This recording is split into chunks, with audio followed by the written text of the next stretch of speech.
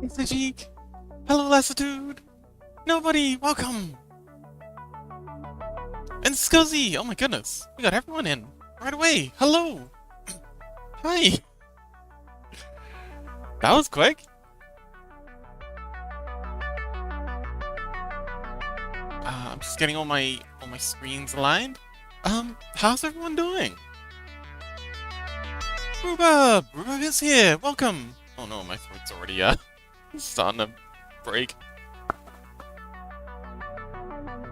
This guy says, Rhubarb! Extremely early too, Lamau. Yeah! Why are you so early, buddy? I mean, delighted to have you here, but what's up? What's the goal? What does the Rhubarb say? But nobody, how you feeling today? I remember yesterday you seemed quite exhausted. You feeling any better?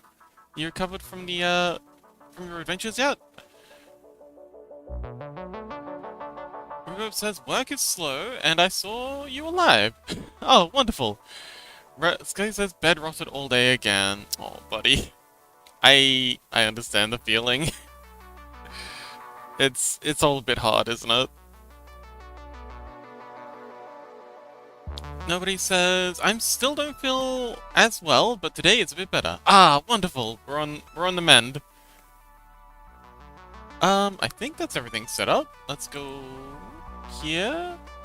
Yes! Hello! Everything's working. Oh, we can get rid of the ad, since we're not doing emoji stuff today. But yes, hello! All the delightful scrungles. You guys are gorgeous. Scuzzy says... Sorry. Blah, blah, blah. Rhubarb says, Scuzzy, to help with that, maybe try to have an alarm somewhere, then in a different room. That way, you get it up and turn it off. That's definitely a good suggestion, but I feel like it's a different kind of issue. I find when I'm in like a bed-rotty mood, like that works for me when the problem is just getting up. But when the problem is like bed rotting, the urge to just fall back in bed, even when you do get up, even if it is in another room, even if it's another building, you're still gonna, yeah, the urge to just roll back in bed is sometimes overwhelming. Um, I think it's a bit deeper than just where the alarm is. Scuzzy says, I woke up at 5, got to work, then I got a call from my boss at 6:30 saying I don't have to show up because the schedule got mixed up. Oh man, that must have been annoying. That sounds annoying as heck. Happy lurking, nobody! Rhubarb says, bed rotting is the death of me. Yeah. Yeah, and there's no easy fix for it either. It's one of those things that a lot of people have to deal with at some point, but unfortunately there's no real fix. I mean, for me at least, it's just something I have to suffer through until something changes.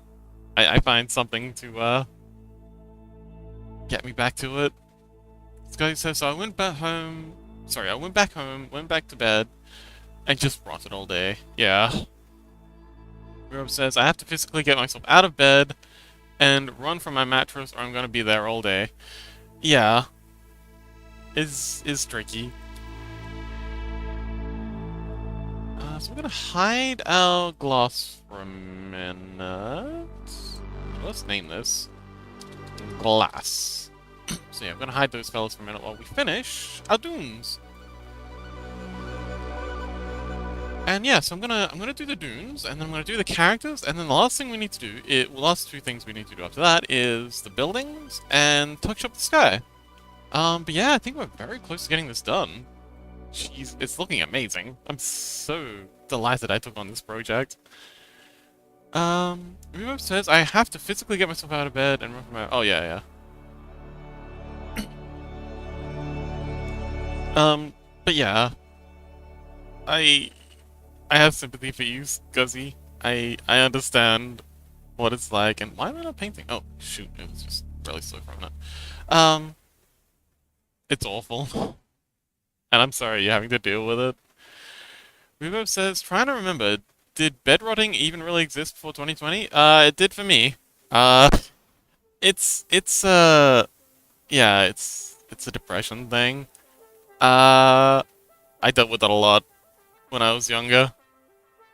It really is paralytic, and it's awful that a lot of parts of society will just a lot of parts of society will just look at it as just you being weak.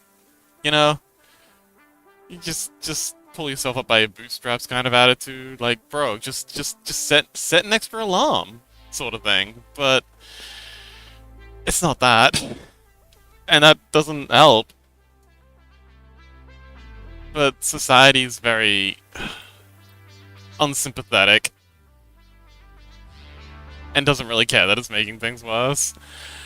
Last dude says, might be a new terminology, I only heard the term recently. Yeah, I think it is new terminology. But, it's a terminology describing a phenomenon that I think has been around for a long. It used to be, I think it used to be called melancholy. It's been called other things.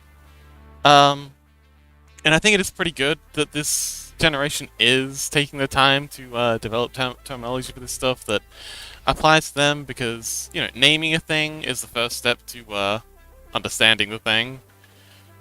And I think bedrot fits. It's a lot more evocative than the word melancholy or anything like that. Rubo says, honestly, the only way to deal with my depression is just to push through. I absolutely hate it, and I'm doing it, kicking and screaming, but I'm doing it. Naming is the first step to acknowledgement. Yeah. But I am very careful about offering that advice to other people. Because just push through it. Okay, so I never offer that advice to people. Even if it's accurate, and even if it is the best thing to do, because telling someone to just push through it is incredibly invalidating to their experience. Even if, you know, it works for you, even if telling yourself that gets you going, it's not a great thing to tell someone else. Because a lot of people just hear that as my feelings and my experiences don't matter. You are just completely disregarding what I'm going through. You clearly don't care to ask. You're just saying, just push through it because you don't care. So, even if that is the best thing to say to someone, you should never, ever, unless you're absolutely certain that this is the thing that they need to hear, say that to someone. Like, just blanket saying, you know, you just need to push through it is more likely to do way more harm than it is to do any good. So, yeah, I understand where you're coming from. I absolutely do. But, yeah, it's not great. A better thing to do is to just ask questions. If someone's, you know, coming to you saying that they're dealing with bedrot or, you know, they're upset about something or anything like this, asking questions before offering advice is far more helpful. Because a lot of the time, people have the answers. They just don't have the questions to get to those answers. So, yeah, just rather than offering advice, I find it's far more productive to just be curious. And and I understand why people don't do it. Because it takes a lot more effort to be curious than it does to just offer platitudes. Platitudes are easy, and they feel like they're getting you somewhere. But the feeling of making progress is, in this case, directly, like, proportional to the lack of progress we're actually making. Whereas, you know, asking questions and being curious and making the effort to understand them feels like you're not doing anything. But, you know, there's a direct inverse correlation to the actual amount of good that you're often doing by, you know, just helping them walk through their own feelings. So yeah, offering advice to someone who's dealing with trauma, depression, that sort of thing, never a good idea. Unless, you know, you're a mental health professional, and even they Like, if you look at a good therapist, they very, like, 90% of the time, and this frustrates the hell out of clients, 90% of the time, they just ask them questions. They offer very little, and they're often told explicitly, don't offer advice. Like, unless, you're absolutely sure this is what the person needs. And it frustrates the hell out of clients, but we know it's the best way to go about these things. Rhubarb says, I specifically meant just for me, but you didn't say that, Rhubarb. Very important. Um, yeah, I think, yeah, it might help if you're being more explicit, but even if you are hyper explicit, that, like, this is just for me, it's still gonna sound like this is what you need to do. Scope says, not my first time. I know what I'm doing at this point. Okay, well, I mean, just, if you don't mind, Scuzzy, would you mind, sharing? Because it might be helpful for someone else to know what it is you're doing and what your plan is and how you're thinking of getting through this. And, what's worked for you in the past. Reverb says to relate it to a movie, it's like Hitchhiker's Guide to the Galaxy, 42. You know the answer, but not what it means. The only way to deal with it's the only way I deal with my depression. I don't know if 42 is like, not really, because in Hitchhiker's Guide to the like the 42 analogy, I don't know if that really works because they don't have the question either. So I mean, they don't have the answer either. Like they have the answer in them, but they don't have the answer. It's not. Yeah, I don't know if Hitchhiker's Guide to the Galaxy is a great Mr. Wizard Pickle says, it is I, the mighty Pickle Wizard. I've come far from the mighty jar to be here. How are you all? Oh, hello, Wizard. We're doing arts and talking about depression. How are you doing? Asudu says, push through sounds like you were implying brute force issues instead of moving smartly. I think it's worse than that. Like I said before, I think it's the major issue with it is it feels very dismissive.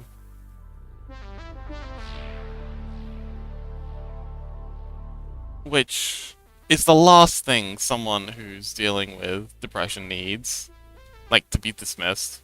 If anything, I think, like Scuzzy said before, having a circle around them, like having a support network, and saying just push through it is just making it pretty obvious that you have no intention of being a part of that support network. You just want them to fix the problem and stop annoying you. And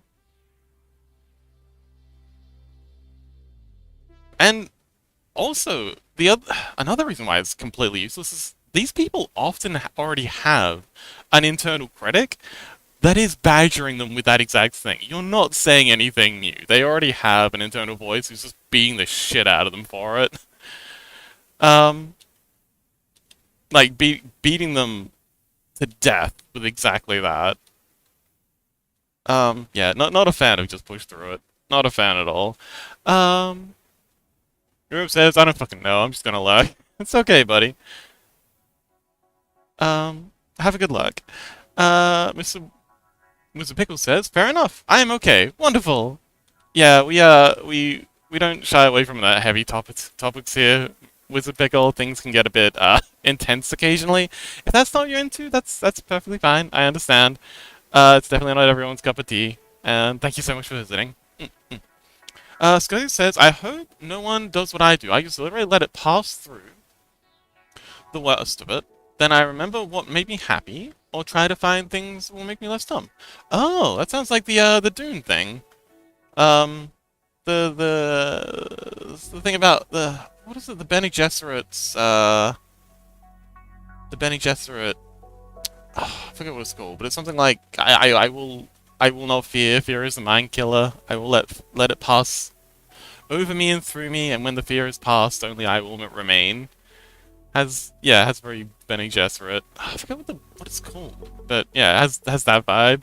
Scotty says, I usually don't talk about it during my worst because I just make myself think I'm just looking for attention, and that is unfortunate. That's that sounds like that in a critic we were talking about earlier. that tries to tell you that you're just a waste of space. You're just bothering people. Don't tell people about your problems, and that's very often comes from childhood. Being told that by parents. Don't cry. Boys don't cry. Be a man. Like no one wants to see this. You're just embarrassing yourself, and it's profoundly unhelpful. Rhubarb says, "Never mind, gotta go. Good luck, Rhubarb. Thank you so much for hanging out." So she says, "Take care, Rhubarb." Mr. Whizpickle says, "Yeah."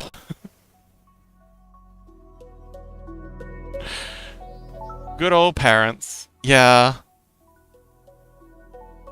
I really do feel like our generation was really shafted. The boomers did such, like, they piss and moan to no end about how bad their childhoods were, but I really do feel like they were the worst generation of parents. They just did not give a fuck. For them, it was all about, their 401k, getting the biggest house, getting their kids. Oh my god, the attitude of getting the kids out of the house ASAP. Like, hurry up and get a job so you can get out of the house so I can get back my free time. Just the most toxic people. Just the most toxic generation of parents. It's just awful. Awful people. Um, I it's very rare that I hear someone talking about having good experiences with their parents, and even when they do, half the time, they're just coping. Because when they actually do start talking about how their parents were, that they were very often the worst. Um, Skunk says, "My parents just said, I'll give you a reason to cry about." Yep, same. And it does real lasting damage. Like, real damage. Mr. Wizard said, "They did so good at being the worst." How did you grow up, Mr. Wizard? Mr. Wizard, oh, thank you so much for the follow. So she says, we'll get to be better. And yes, and that's something that fills me with a lot of hope. A lot of Gen X's, Gen Z's, millennials, yeah, even millennials, a lot of what I hear about is this quest to defeat the generational trauma. Their parents were shit, their parents' were shit, but they're committing to ending the cycle. And I don't think that, like, I struggle to think of a nobler cause than being the last generation of this generational trauma, because it really is parent to parent to child. And the boomers put no effort into fixing the issue, but I really do feel like the millennials being a lot more aware of trauma and life experiences and how it can be better. And how it should be better. They actually put effort in, and that's beautiful. And that's how we fix this issue.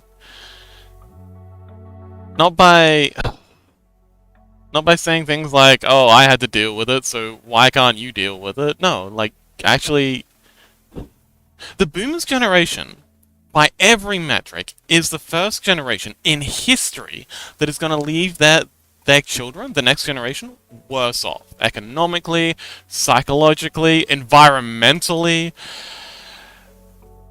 And I think for the next couple of generations, having seen what a shit job they did, is going to do better. Because they know what happens when you don't. It's because it says, "Oh, I just got sent to my room because they didn't want to hear it." Yep.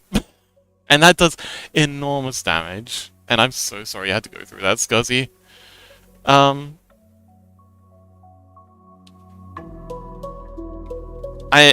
I'm very proud of you. You're fighting. You're fighting through it, and you really do seem like you're making an effort to not be the person your parents were trying to make you.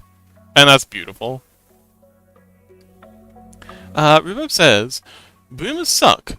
But when you generalize a whole generation as being bad, it ruins those who are actually fighting for good." But that's kind of Okay, some of them did fight for good. Like the hippie generation, they were constantly going on about, oh, how we need to, like, do peace and love, and we need to look after the environment. But then they all caved.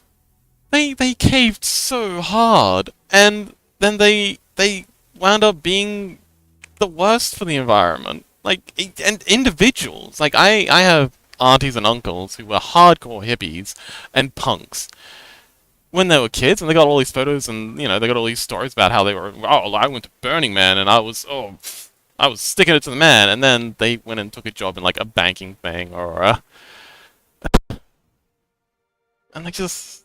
they're all hypocrites. So yeah, I understand like generalizing a whole generation isn't good, but I also don't see how it's that wrong. Mr. Wizard says, "You ever have to be scared of being put a wall every huh? You ever have to be scared of being okay? I'm gonna try and be put through a wall. Oh, okay. You ever have to be scared of being put through a wall every day? Yeah, I've got some. I don't want to trauma dump on chat. That's a hard rule I have. But yes, I relate to that. And again, it's not a good way to grow up because you wind up stuck in that environment. Like we were saying last episode, trauma doesn't understand the passage of time. And if you've had to grow up in that situation, a big part of yourself will get trapped there, and you'll be going through a whole life of just fighting that. Rissy says, "Look, really hit them hard. It seems." Is that a pun?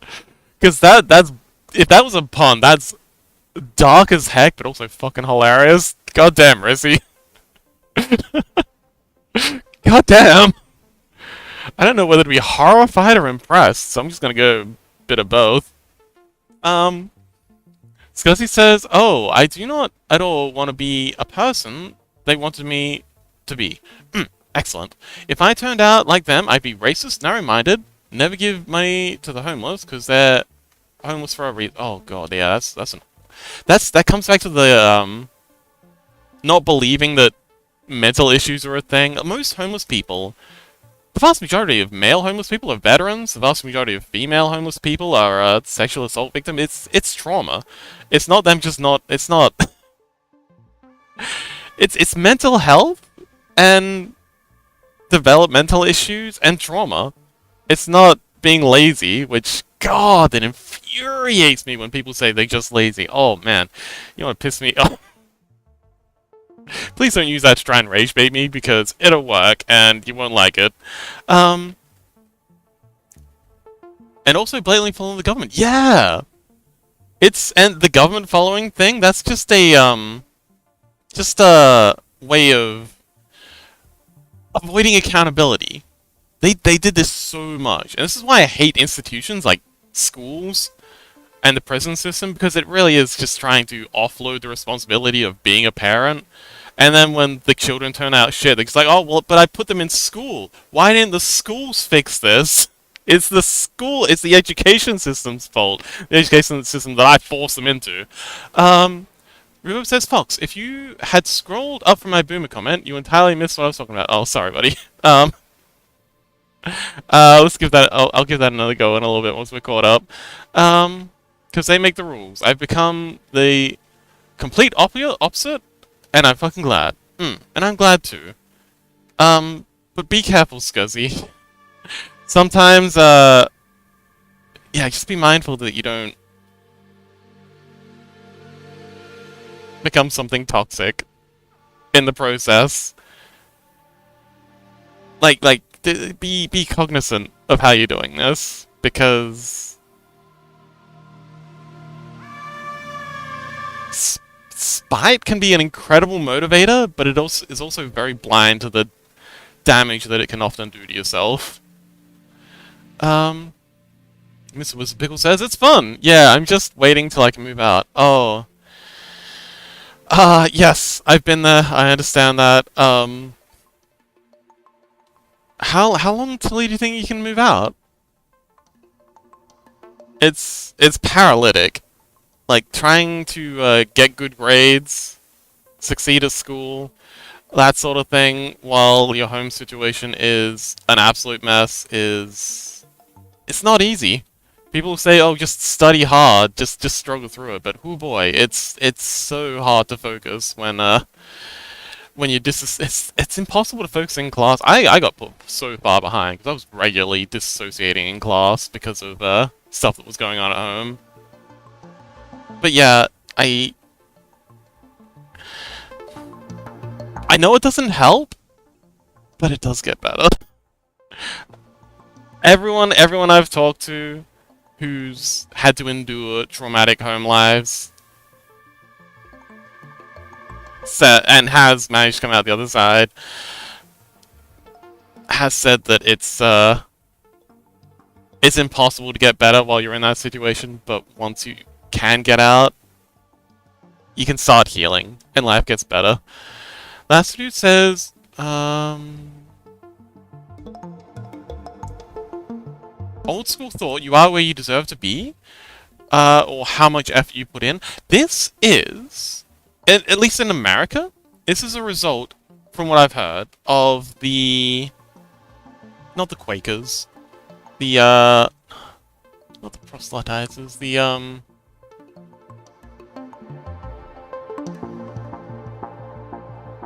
Protestant. The Protestant immigrants to America. They had this weird idea that wealth was a sign from God that you were blessed. So if you were wealthy, that means you were blessed. So they associated, and these were like, this was like an extremist cult of Protestants that were too extreme for the Germans. And you know the Dutch and those particular regions, that they were basically they had to leave, but yeah, they had this notion that wealth came from being blessed, and you wouldn't be like if you were wealthy, that was like you couldn't have become wealthy unless God in some way thought you were destined to go to heaven. So they associated the acquisition of wealth with divine purity, with, you know, yeah. And I think that's, at least in America, that's where that idea came from, and then that idea, you know, reverse pollinated back into Europe. It's, and yeah, it's totally ass backwards. It's completely in opposition to everything in the New Testament. But yeah, it's wild. Pretty much social Darwinism. Yeah. Mr. Wizard Pickle says, just till my birthday, and after I'll be moving in with a buddy. Oh, okay. Wonderful. Well, good luck, buddy. I hope it works. Scuzzy says, well, I just let the past be the past, and have my own brain. I can describe for myself. I choose to be the opposite of what I was raised, since it's not a good thing. Yes.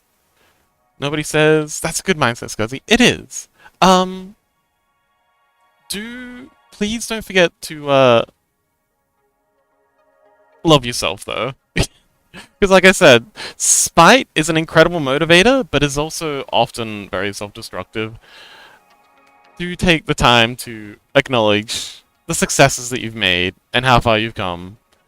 And, yeah, just take a moment every now and then to stop and admire yourself. I know it can be hard, especially if you have, like, a hardcore internal critic imposed upon you by your parents.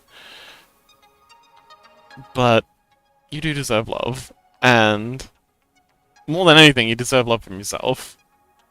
Even if the internal voices insist otherwise. I'm getting pretty good at these dunes. Oh, by the by, Mr. Wizard, we're working on a album cover for this is a commission for a friend of mine, Electro-art. In fact, let's give him a shout out.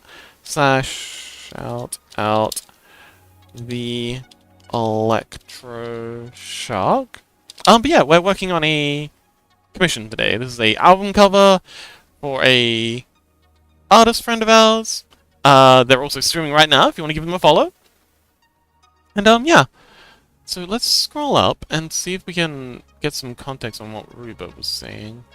Booms suck, but when you generalize a whole generation being bad, it ruins those who are actually fighting for good. Oh, here we go. My grandpa was a boomer. He was my biggest hero, and he was the kindest man you could ever meet. Ah, yes, yes, I see. And yeah, there were exceptions, but I don't know, I really do feel like enough of them did. Again, statistically, if you look at the statistics, of course there are always outliers in every statistic, but as a generation, like I'm sure as individuals there are wonderful, wonderful people, and I know boomers as well. I have an uncle who was a boomer, and they're an absolute delight. But as a generation, statistically, they really dropped the ball. The majority sucked, but saying the whole ignores the minority. Yes, but bringing up the minority, like, it works both ways. You're right. You're absolutely right. Saying the majority sucks is minimizing the efforts of the minority, but also fixating on the efforts of the minority risks dissolving accountability for the majority, or diluting the accountability for the majority. And I feel like that's the more important thing. Making sure we don't repeat the mistakes of what the boomers did. And yeah, like looking at what they did right and trying our best to take on those elements is also important. So yeah.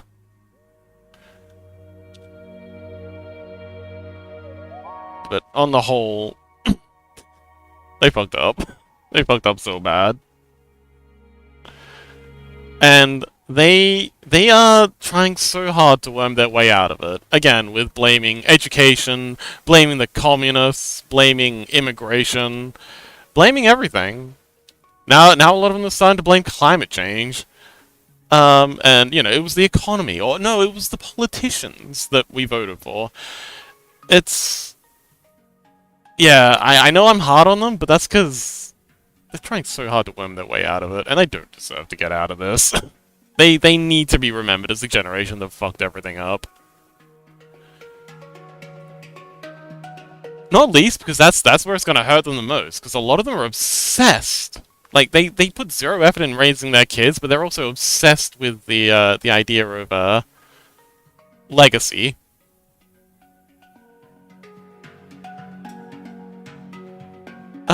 Scuzzy says, well, one thing I was perfectly taught by my parents from experience, don't have kids if you're emotionally unstable. Yes, absolutely. I mean, yeah, get yourself into a good place, because otherwise you're just going to be passing those traumas onto your children. Lasso says, I always believe you need to be able to separate statistics and stereotypes from individuals. Yes, absolutely. Like, when you're dealing with an individual, you should absolutely deal with them as a person, as an individual. And when you're dealing with statistics, you need to deal with them as statistics and as groups of people. Putting the two together is an excellent way to devolve into bigotry and just, yeah. Bigotry, racism, all that nasty stuff.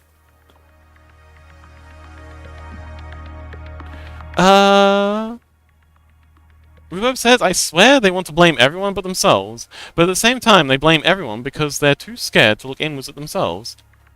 Yeah, and I think it's also because they never had to. The boomers were... So if you take all the presidents of America especially, but also Prime Ministers of Australia, I guess a lot of politicians in the EU, if you put them all in a room together, they're all around the same age. And that's because the boomers, they've always been able to... They've always voted. So class consciousness has always been a thing. But one thing no one's noticed is that the boomers are very much age conscious. Like, they see their... They never say this, and I don't think they're consciously aware of it, but they've always acted as a cadre. voting for things that are in their collective best interest, voting in people who are willing to... Where's this shadow go? Willing to enact legislation that benefits them. And so they've never had to deal with any issues, because they've always just been able to, you know, offload it to the next generation. And now that the road is quickly narrowing and there's getting to be less and less space to kick it, they're panicking. Because now they're all retiring, the economy's they're retiring it into a economy that's in shambles, with nowhere near enough people to prop it up, working people to prop it up, and a whole generation of people that's supposed to be, in their mind, supporting them, absolutely livid with their behavior. It's scaring the shit out of them. Now that they're too old to be able to do anything about it. Lassadu says, blaming everything and spinning rhetoric of how all generations after them are weak and lazy. Yeah, but that's always been the case. The difference is, right now, what makes it different is that in the boomers' case, the generations after them have inverted that. So you've got the greatest generation, and I don't think that really needs to be put in quotes, because the generation that lived through World War One and Two and suffered through that, they actually made real strides in everything: technology, industry, equality, everything. Because they went through the trenches. They saw what it was like to be sent to war, to die and suffer for old people's benefit. So they really put in the effort to make society better. And then the boomers inherited that, and they were just like that meme of, oh, yes, I made this. This is mine. So the greatest generation, the World War One and Two generation, looked down on the boomers saying, oh, they're just lazy and entitled. And the boomers did the same thing, looking down on the next generation saying, oh, they're just lazy and entitled. But the next generations after, a lot of them are looking back at the boomers and being like, you're lazy and entitled. You were lazy and entitled. And this is very, very new. Like, this doesn't really happen very often. I mean, not that I know of. So I'm starting to think, if both sides, if both generations either side of you are looking at you and being like, you were lazy and entitled, you know, maybe there's something to it. Last dude says, oh, it's because he says, maybe that's why I became a punk. They hate punks. How the turns have tabled. Rubo says, herd mentality. Yeah. Yeah. It is. But yeah, so I'm working on the dunes, just trying to get these far back ones, just edging them into the horizon, getting smaller and smaller, less and less detailed. We'll come back and add some shine to it, and then we're going to come back and redo a lot of these front ones, because I've gotten pretty good at drawing these dunes as we've made our way back. So the front ones have kind of not really aged well. So yeah, we're going to come back and touch up the front dunes a bit, and then I want to do the characters, because the characters, I just sketched them in to start with, just to get like the composition right. But yeah, I'd like to come in and finish up the characters and get them nailed down. Rubo says, Osrian says, hi guys, hey, Osrian, we've been, we've had a bit of a heavy start to the stream. We've been talking a lot about depression and trauma and, that sort of thing. So, welcome. welcome to that. So she says, hello, Osrian.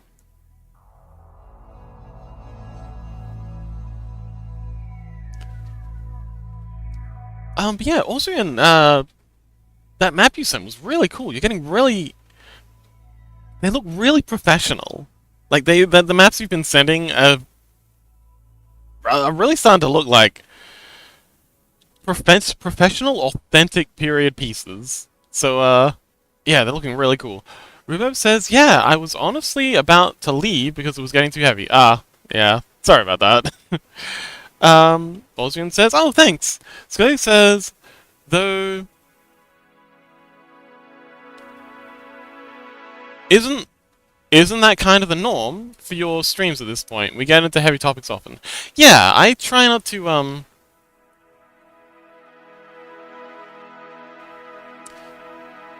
I abhor people who are dismissive about other people's experiences. Uh, it's it's something that annoys me to no end and frustrates me because it's one of the most benignly toxic things that people can engage with, and people don't push back against it because, again, it seems so benign, but it's also incredibly damaging. And that's inadvertently what a lot of people who say, "Oh, we don't talk about politics," and "Oh, we don't want to get too heavy." They're being extreme. I feel like streamers who do that are being extremely selfish because they want to protect. They're too afraid to too afraid of pushing out people who don't want to deal with the heavy topics to sit and acknowledge and allow people who are dealing with this stuff to be seen. And I feel like that's incredibly selfish. So yeah, when Rubo says I was honestly about to leave because things were getting too heavy, that's sad. I'm really sorry you feel that way, but at the same time I can't in good conscience change the way I'm doing things to accommodate that. It's it's I guess a sacrifice that I'm not even like willing to make. I just can't not. Like if someone's dealing with something heavy, I can't help but engage with them in that because I know how painful it is to not feel seen when you're suffering through these things and how isolating it can feel. So, yeah, I'm sorry we deal with these heavy topics so much, but it's not gonna change.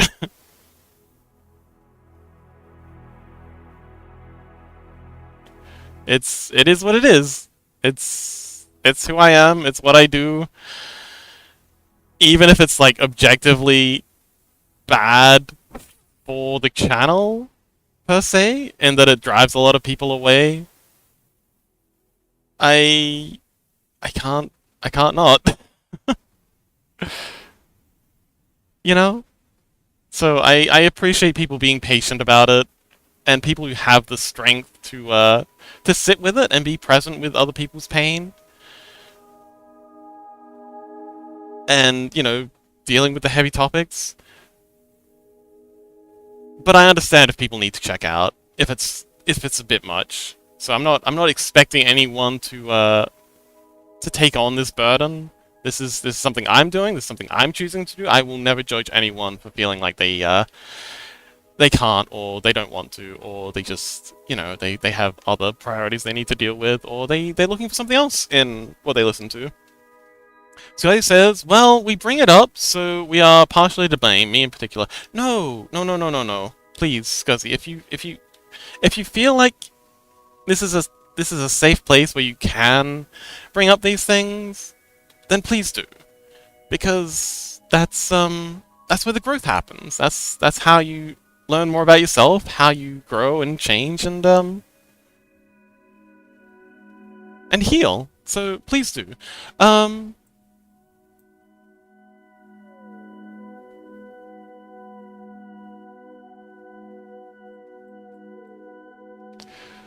Rubo says, I wasn't leaving because of the depression talk. It was more so that it felt like you were kind of saying the way I deal with my depression is wrong. I don't know if there was something I was just hearing. That wasn't there though. Ah, I see. Yes. Sorry about that. That does make sense. That's how you come away, that's what you come away with. Sorry that that's how it came across. Um, I was more so trying to.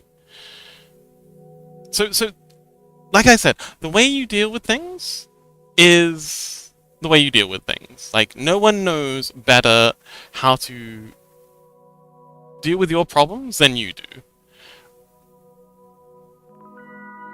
Um, what I was pushing back against was that particular way of dealing with things can come across sometimes as dismissive to other people when you offer that as a solution, as a potential solution. Um, if it works for you, brilliant. I'm all for it. I wish you the best. It's more that it can be misinterpreted when it's offered as a potential solution. Scuzzy says everyone deals with things differently. Indeed. Uh, Nobody says nothing you do or how you handle things is wrong. Everyone has their own ways to cope with those struggling. Yeah. Although there are definitely toxic ways of handling things, like Scuzzy was saying before, some people do. Just because someone has experienced trauma and has been a victim doesn't mean they can't also be a abuser. In fact, most abusers are victims of trauma. So there are ways to cope with trauma and awful life experiences and victimhood that are, harmful and objectively wrong. So it is important to be cognizant of how your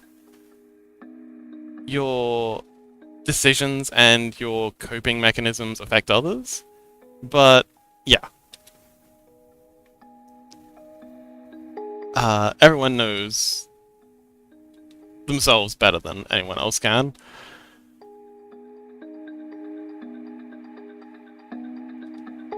But yeah, there are certain ways. For example, narcissism is malignant narcissism is very often a coping strategy for a weak or dissolved ego. It's incredibly harmful to those around them, but a lot of the time these people can't see any way to soothe the hurt within themselves, other than hurting other people. So yeah, there are some times when it needs to be pushed back against. But yeah, for the most part, yeah. Orsian says, low-key, I don't know if I said this before, but I only in your streams, I feel like I can talk politics or life. I believe other streamers that I know will just give me the stink eye. Yes, and I understand when they do it. I don't want to shame any streamers for not wanting to talk politics, because it is objectively... Because a lot of people are looking at this as a... Okay, a lot of people give streamers shit when they say they want to grow their channel and they want to improve, number go up. This isn't a bad thing. You put a lot of it's a lot of work maintaining a channel, making emotes, coming in every day. You want to see that reward, and objectively talking about politics and talking about the heavy topics like depression, it drives people away. It really does. It's a massive drain on the channel. Because, it drives away lurkers, it very often depromotes engagement. I understand why a lot of streamers don't want to deal with this stuff. Because, yeah, it does hurt the channel. I just can't help it. Even though I know objectively it's the worst thing to do for the channel, I'm not going to change just for that reason. Reverb says, anyway, I'm eating a yummy mozzarella stick. Oh, wonderful. Hang on, what kind of mozzarella stick? Because there's different kinds of mozzarella. Oh, have you tried halloumi cheese?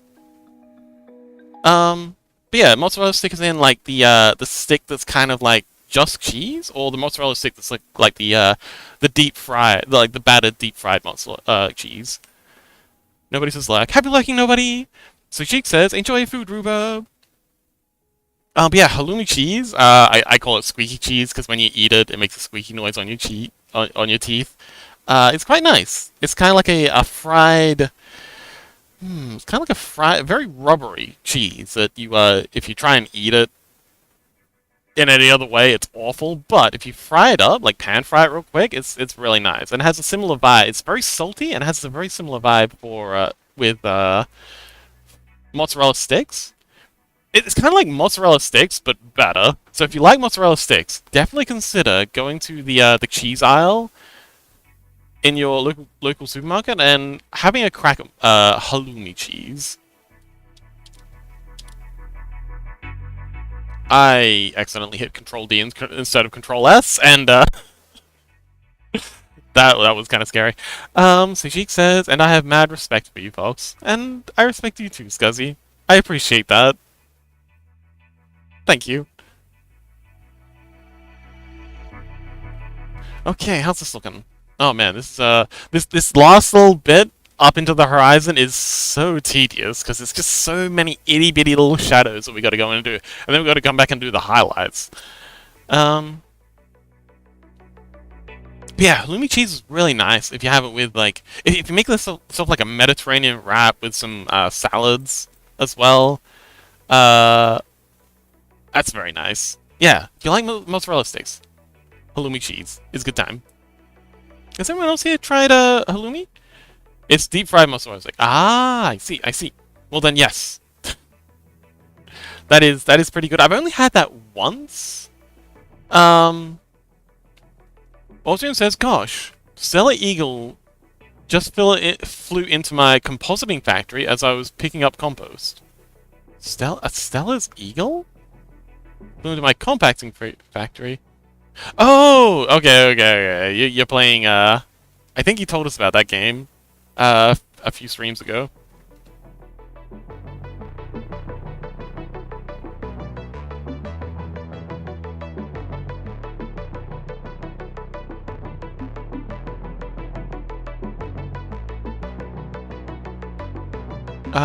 Mindfest. Also, I killed it. Oh no!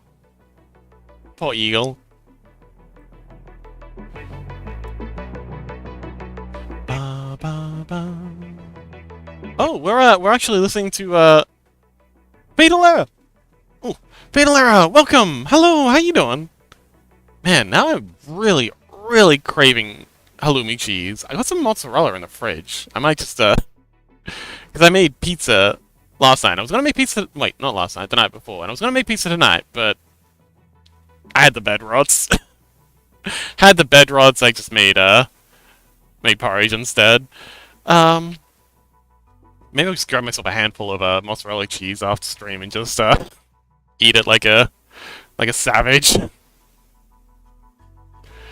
And I don't say savage as like a pejorative. I quite like the nomad lifestyle, naturalist. Man, if I could go out into the mountains and into the jungle and just live naked and free, I would. I have actually done that before. That's another story for another day, though. Austin says it was actively trying to kill me. Oh, what did you do to deserve that? Rhubarb says, "Hi, Fatal." So Sheik says, "Hello." Fatal says, "So much affection, I'm going to explode." Yay! What, like a affection pinata? He's gonna explode and there's gonna be confetti, or or will it be guts? Is it like a confetti explosion or a guts explosion? Ocean says, "Same, bro." Fatal Error says, "I think like a firework." Oh, beautiful. How very American.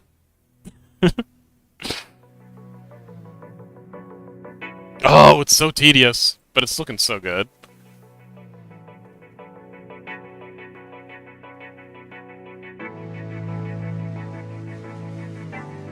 I think I'm going with a small brush now. Isn't that a Katy Perry song? Something fireworks? I don't know. I don't listen to a lot of music. Occasionally when I'm at the gym, I'll hear some of the like pop music over my over the Doom soundtrack that I'm listening to on my headphones. Something like "Baby, you're a firework." Osrian says the Eagles just have its on-site rule. How very American.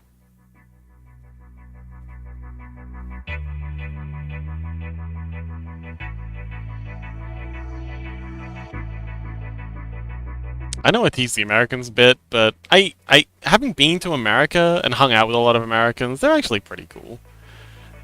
They're not nearly as bad as people give them shit for, but they're also very easy to make fun of. Scuzzy says, I can't survive without music. I need music. Like, without music, it's so black and white. I definitely agree. I don't know if it's like a, iPad baby generation thing, but yeah, especially when I'm working. Like, we're currently listening to the, Satisfactory soundtrack. I couldn't do this if it was just quiet. I'd, I'd start going stir crazy, and whenever I'm hiking, I'm always listening to, like, a podcast, audiobook or something like that, or music. It is nice sometimes, like if it's late night and there's like a storm blowing in, sometimes I'll take my earphones out and just listen to the wind and the trees. I just breathe deep. But yeah, most of the time, gotta have the music. Can't function without it. It's almost like dependent. Rubo says, I will say most Americans will be very polite. Yeah. And I think the reason... Okay, I think the reason Americans have a bad rap is similar to the reason why the Chinese have a very bad rap right now. Because, like, way back in the day when America was first booming, they kind of went from 0 to 100 in no time at all. They industrialized very quickly, and they became prosperous very quickly. But their prosperity and their mobility outpaced their culture. they weren't they weren't a very polite. They didn't understand cultural norms. They didn't understand etiquette when they started traveling, and they got a very bad rap in Europe for being, you know, belligerent, entitled, and generally unpleasant.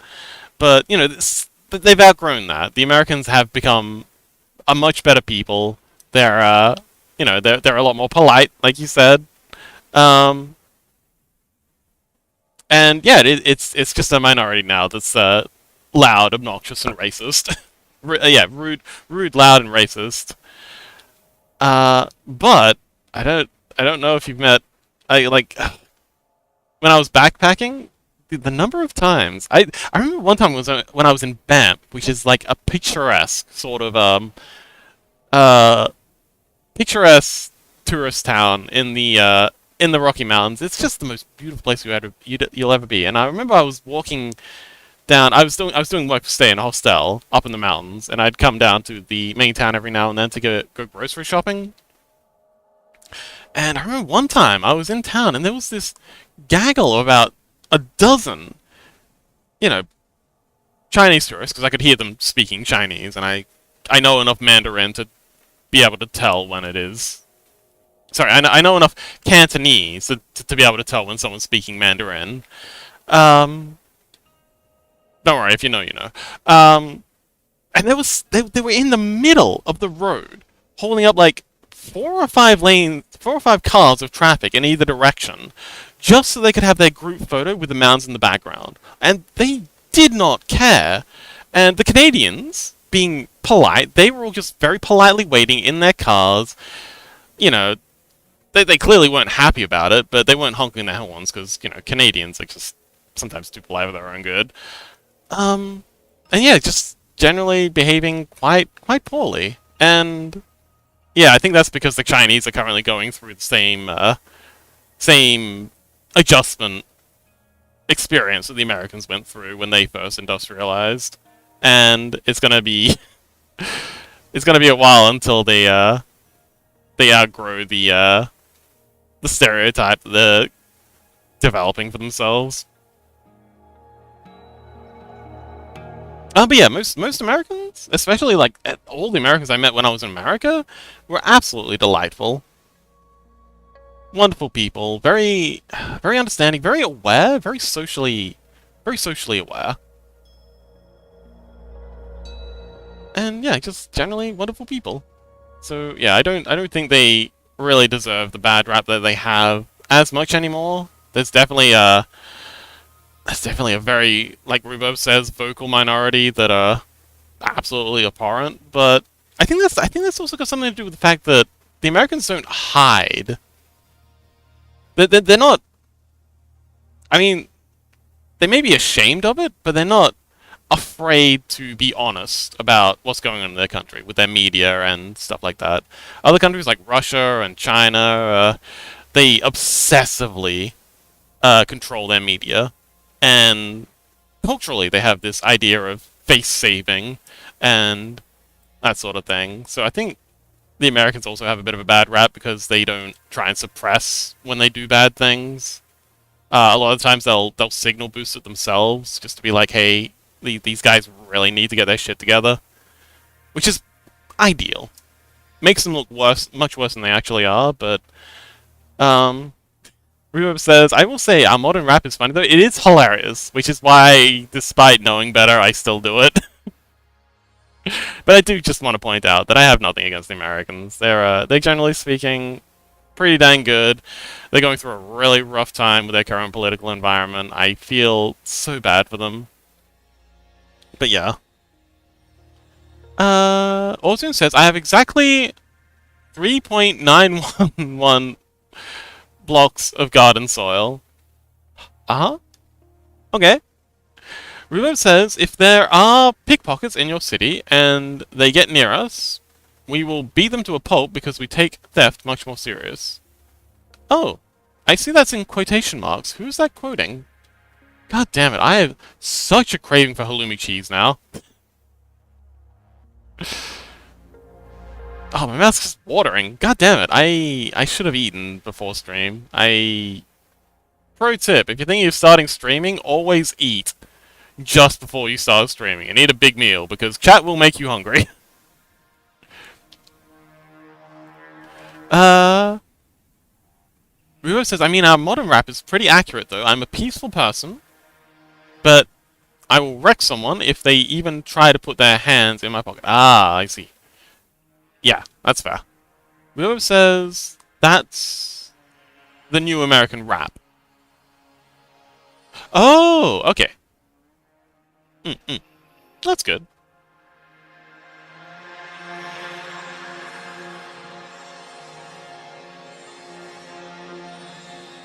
And kind of ideal. That's how you improve, by taking accountability, not just for yourself, but for what's going on around you. Okay, so as we're going into the into the horizon, we're going to go less. We're going to define the shape of the dunes less with the shadows, and then we're going to go more with the highlights. So I'm just kind of like, just doing little tiny touches as we get into here, but then the highlights are going to be continuing all the way into the horizon. Ruvo says, Fox to himself, oh, you want cheese so bad, fried mozzarella sticks and marinara that's salted well.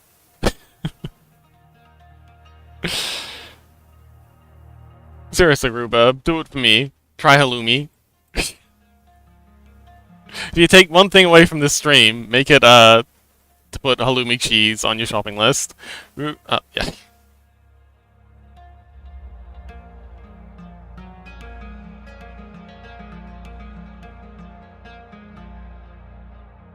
Fuck, I'm just gonna take like a fistful of mozzarella and, fry it up. Lassitude says, there is also a lot of bad feels for Americans from their past and current international politics. Countries and the people in them don't like external country that dictates their country's policy. Yeah, although the Americans, okay, they did a lot of bad, especially like all that MK Ultra nonsense that the CIA was up to. Oh boy, those guys were they're the reason the conspiracy theories seem plausible. Because so many of them just was so absolutely wild and so true. Room says the pizza sauce. Ah, yes.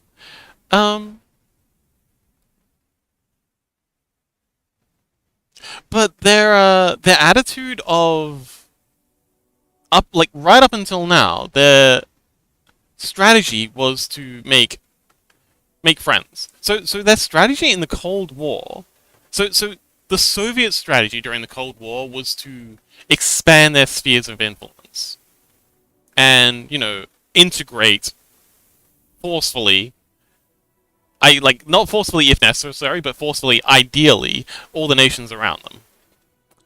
And the American strategy was to build an alliance network. That's why they were so obsessed with NATO.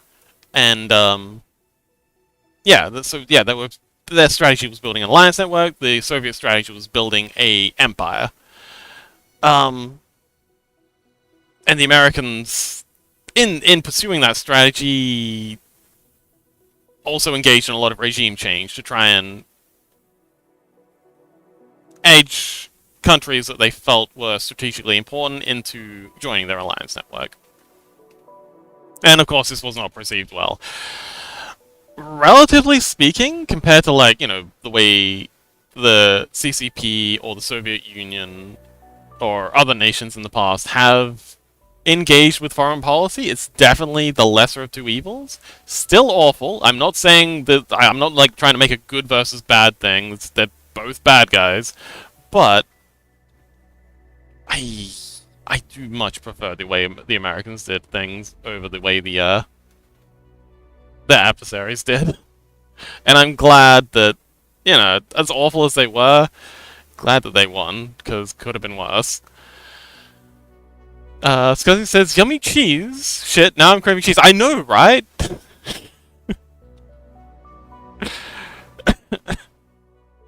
I don't even particularly like cheese, but Rubo says, we're giving you acid and seeing if you can control this book with your mind. Yeah.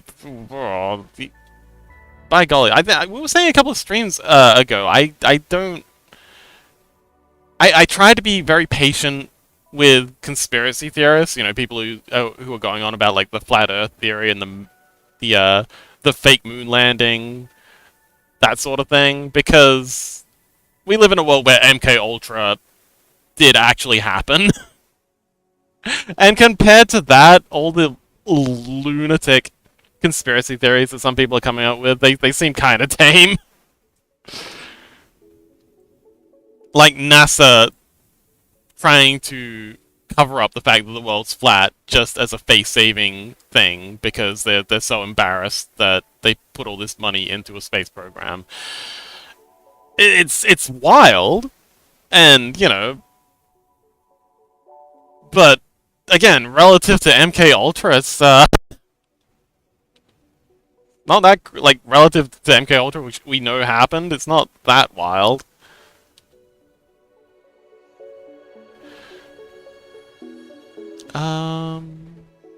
Rubo says, I love America, but I miss when we actually were actually home of the free and a melting pot. America's built to be a melting pot, but now all we have in here is chicken stock, and our regime is trying to remove all the other ingredients. It is unfortunate, but again, my time in America. So when I travel, I make an effort to avoid the tour buses. I get out. I go to the slum areas. I try and learn the language and get in the culture, and I feel like I experienced a lot of that melting pot stuff. I went to some phenomenal Vietnamese, got some amazing Vietnamese food. I spent a lot of time in Chinatown, in San Francisco. I went to all the mom and pop burrito restaurants, takeaway places. I don't know what you call them, but I really do feel and coming from and having traveled a lot and seen how homogenous other societies are, Australia's getting to be pretty milquetoast. Japan is extremely homogenous. I love Japan, but you will see very little of any other culture aside from the native one. Hong Kong. America still has a lot of that melting, at least when I went there a couple of years ago, had a lot of that melting pot energy that is what made them so great. A lot more than other countries. But I do agree that they're losing it, and they need to, yeah, hopefully they can reverse course on this and lean into it more because it is beautiful.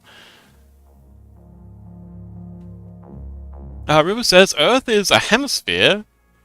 Gets everyone angry. Yeah, I love how a lot of the flat Earth theories, like the maps, some of the early ones, they didn't actually have Australia. They were convinced that Australia was just made up, which, again, fair. Given how wacky Australia is, I can't blame them for that assumption. Olgian says, all the food talk made me hungry. I know, I'm sorry. It happens. And grabbed and left some leftover food. Also bought 2 boats with 2 gold ingots. Oh, that sounds like a pretty good deal. Sajik says, I haven't eaten anything real in more than a week. Only crackers. Oh, Sajik, buddy. Oh, the food poisoning. Damn, it was that bad? Oh, you poor thing. Are you feeling any better? How's the healing coming along? Oh, Electro-art says, can I see the whole minute image? Yeah, absolutely. I've just been, creeping my way into the background. It's very tedious drawing all these little dunes in the back, but it's really helping with the scene. Like, even zoomed back here, those little dots, like, they help. And I'm almost done with the shadow bits. I'm gonna start doing the highlights. And the highlights are gonna go all the way into the back, and they're gonna get wider and wider. It'll be a good effect, trust me. It'll look great. But yeah, so once I'm done with these dunes, the back dunes, I'm gonna come back and redo the front dunes because they have not aged well. As I've made my way back, I've gotten better and better at drawing dunes, and the front ones have kind of like, yeah, they haven't aged well. So I'm gonna come back and redo the front ones, and then we're gonna do the characters. Then we're gonna do the buildings. Then we're gonna redo the sun, and then I think we're done. I'll probably do like a polish pass on everything, but yeah. Rubo says, "Oh hi, I missed a couple because I jumped down to read Electro-art's thing." Rubo says, "Sajik, I swear, don't make me start sending you recipes." I mean, we do have. Hang on, I'll get back to you on that. Rubo says, "Oh hi, Shark." Oh hi, Shark. I did not hit her. I did not. Oh, hi, Shark. So she says, hello, Sharks. It says, is Australia real, though? It really isn't. We made it up as a joke, and, you know, now we don't know how to take it back. Everyone's just believing it, and we just feel bad. we feel too bad about the joke to admit that we made it all up. Electric Shark says, hello, Sajik. That's what he says. Not just historically, though it's a big thing, in modern days, it's still very heavy. Caribbean countries, still dictated by Americans, still, despite them constantly trying to push to gain... Oh, trying to push to gain agency. Yeah. It's definitely a thing. And I understand why the Americans are doing it, because they really need to, they don't want to have another Cuban Missile Crisis situation, but it's also very icky. Rudolph says, I will say, unfortunately in recent years, we're de-seasoning the pot, and even take a bit of chicken out of the pot too illegally. But again, like, when I was in America, if you go to, like, Chipotle, or you go to Taco Bell, or something like that, you know what you're getting. You're getting the mass market thing. But if you go to the mom and pop place that has the menu not even in English, it looks like it was put up for, like, you know, they spent like maybe $100. And, you know, the menu is written in Texter. That's where you get the authentic food. And oh my god, I had the best fucking burritos from the most run-down looking places. It's still there. You gotta go look for it, but it's still there. And again, and same with like the Asian, the Vietnamese, and the native Chinese, the Cantonese food, and not a lot of Indian food. I don't think I had any Indian food when I was in America, but yeah, they have a lot of cuisine there that's still Um, Mizuki says, big fan of subtitle goes here. That's what you picking out? Come on. It looks awesome. What, the subtitle goes here looks awesome? Okay, well, I'm glad. Oh, actually, the text font is cyberpunk. Hang on, let me grab the text. The font is called Cyberpunk is Not Dead. It's a free to use text format that you can download from Dark Fonts. I think I got this from. But yeah, it's a really good font. It's called Cyberpunk is Not Dead. If you like it, you can download it and use it for your own stuff. So Sheik says healing way too slowly. Yeah, but healing too fast can also be a problem. Better take it slow and get it right. I can understand the frustration, but yeah, going too fast, you can wind up flying too far in the other direction, and you just wind up with a pendulum situation. So she says, "Hi, Mizuki." Rubub says, "Just saw a man reach down into a public ashtray, grab a cigarette from the ashes, and take it with him. I am disgusted." It's definitely a tobacco addiction is not pretty. I'm sorry, I'm gonna have to skip that. Electroshock says, "I love the Electroshock says, "Okay, bye again. Bye, Electroshock. Thank you so much for visiting." River says, "Smoke the flat Earth map is actually real. Australia is on the other side of the disc." Yeah, we're on the other side. Mizuki says, Australia is like the city in Germany." Yes, I've heard the Blearfold meme. It is peak German humor. That is to say, it is very unfunny and also very annoying. And I think it's hilarious. Yeah, that's the thing. Only the Germans seem to think it's hilarious. Oh, Electroshock, welcome! Thank you so much for the raid! But Yummy says, Lamau, they left Australia? They did, which I think is hilarious. Yummy says, "Hello, folks!" Ryoma says, firm believer that Hawaii belongs to herself. Yep. Ryoma says, "Unfortunately, a lot of fast food places kill the mom and pop stores." Yeah, that's on the consumers. That's why we need to be more aware as consumers when we're making our purchasing decisions. It's on us as people who buy things to go out and support the little mom and pop things. I know the fast food places are easier. I know the fast food places are more accessible. I know they're generally more palatable. But yeah, please try and get away from the fast food places. This is on all of us to make this change. Mizuki says, "The best food I had in Japan was the tiny restaurant." I have a story to run it. I have a story very similar to that one, and yes, absolutely. So Scotty says, "If I do go to America, I'm gonna eat the Red 40. I gotta see what that's hype." I don't know what the hell is that. Rubub says there's one diner though, burgers and biscuits, that's family owned. It's peak food makes me mouth melt. Ah, yes. Mizuki says, the entire thing looks good, but sure, let's focus on the text." The text is cool. It's a nice font. Full album cover, I forgot subtitles. Little Shark says, "Rise of a Finial." Oh yeah, let's put the actual title in.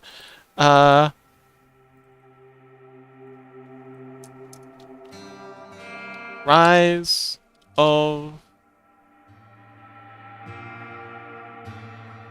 let's make sure we get the spelling exactly right. Don't want to screw this up.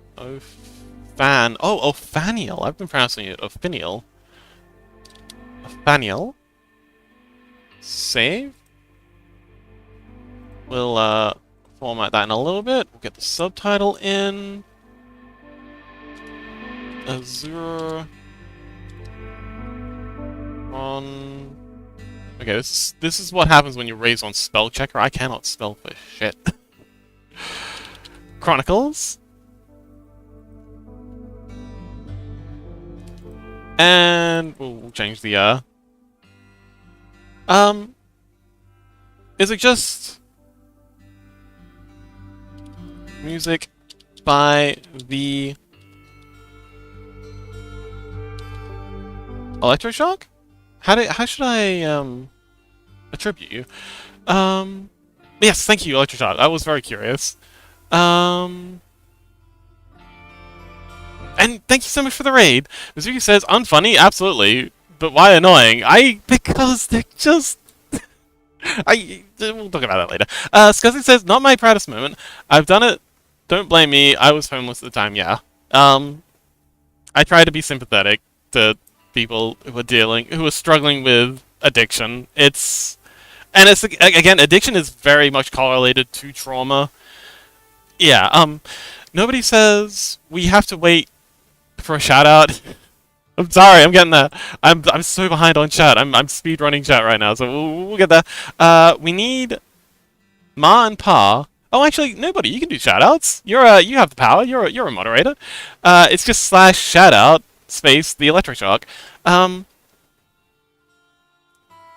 Rubo says we need more Ma and Pa restaurants. That make me lick my fingers like the Into the Spider-Verse meme. Yes. Electroshock says, I don't know if it'll fit. Oh, we'll make it fit, don't worry. Raises eyebrows. Blushes. Rhubarb says, asking for directions. Electroshock says, oh, Azure the Electroshock. Okay, gotcha.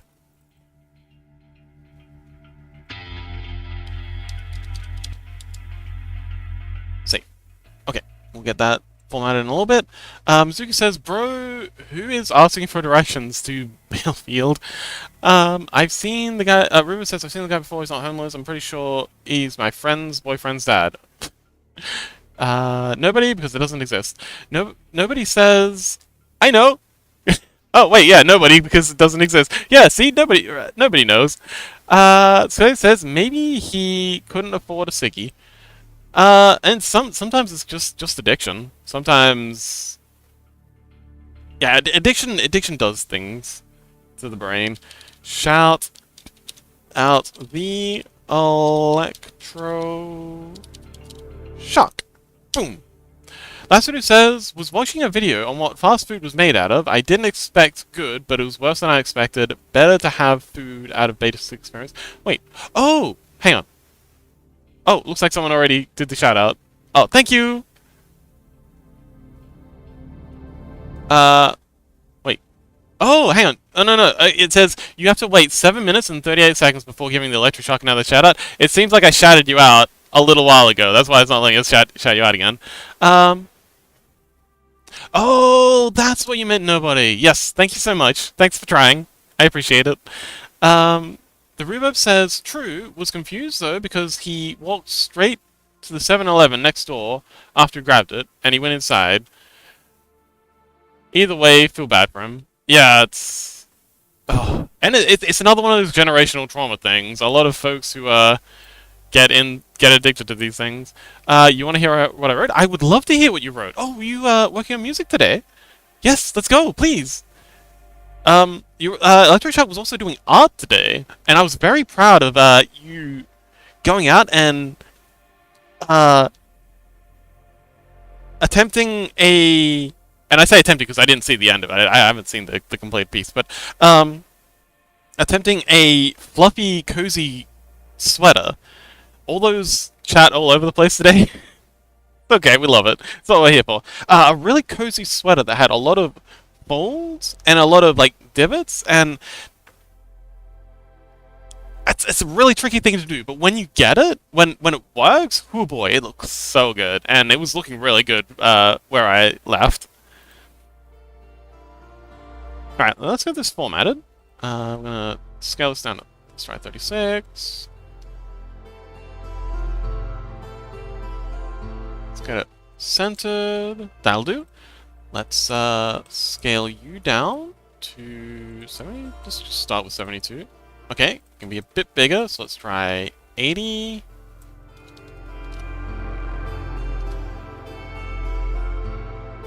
Yeah, 80 feels right. Center it. Be nice if the centering text worked on this. Zoo Chronicles. Add like a little dash either side of that, and we'll scale it down just a little. Let's try. I think 40 will be a good number.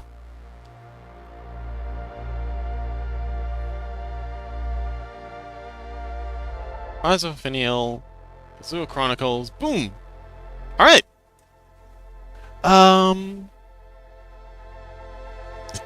Sajik says sleep. Rest well, Sajik.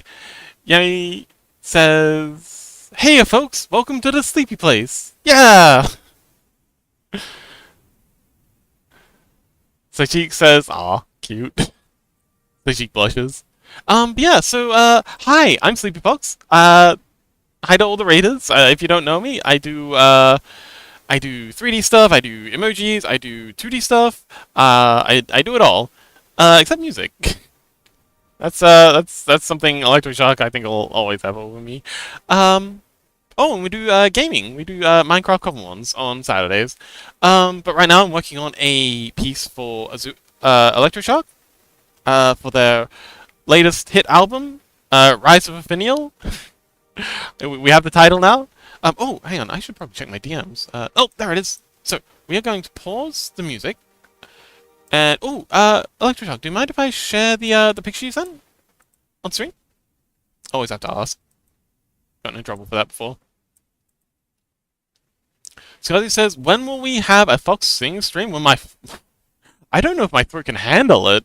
I'd love to do karaoke on stream someday, but oh boy. I'm not gonna lie, I've been struggling a bit with my throat, so we can try, but it'll probably hurt me. So it might not go for very long. Rubo says, speaking of Common, I got slimed by a bear multiple times in Vintage Story.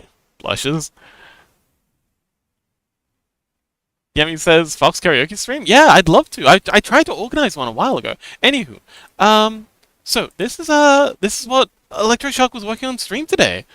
And oh boy, you did it! It looks amazing! Oh, yes, you've really nailed some of these folds. Like this one, these two under here, amazing. And it's not easy, especially like with all these the extra lines from the seams on the jacket, and the pose is really good too. Doing this like this angled face with the looking up. I also love the colors. The pink. Sorry, the pink of the hair and the hot pink of the skin and the cream of the I don't know what the different skin types are cool, but yeah, the color picking for this, the color composition is really good. I love the color composition of this particular character. Yeah, it's beautiful. Well done. But yes, I'm gonna shush for just a little bit, and then I'm gonna have to speed run through chat again. While we listen to Azure's latest audio piece. This is called The Hand That Guides by Electroshock.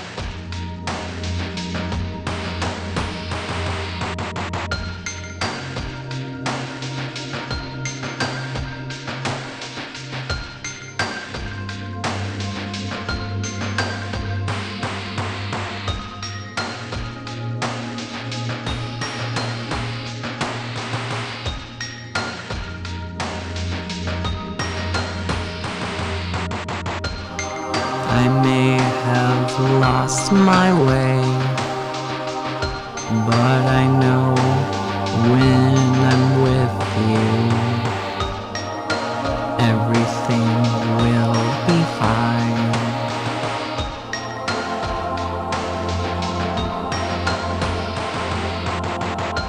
You've held my hand through darkest times and roaring highs. It's true.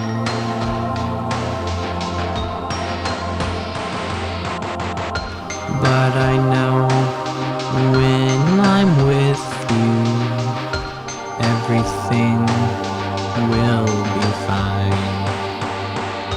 You're the hand that guides me through the flame.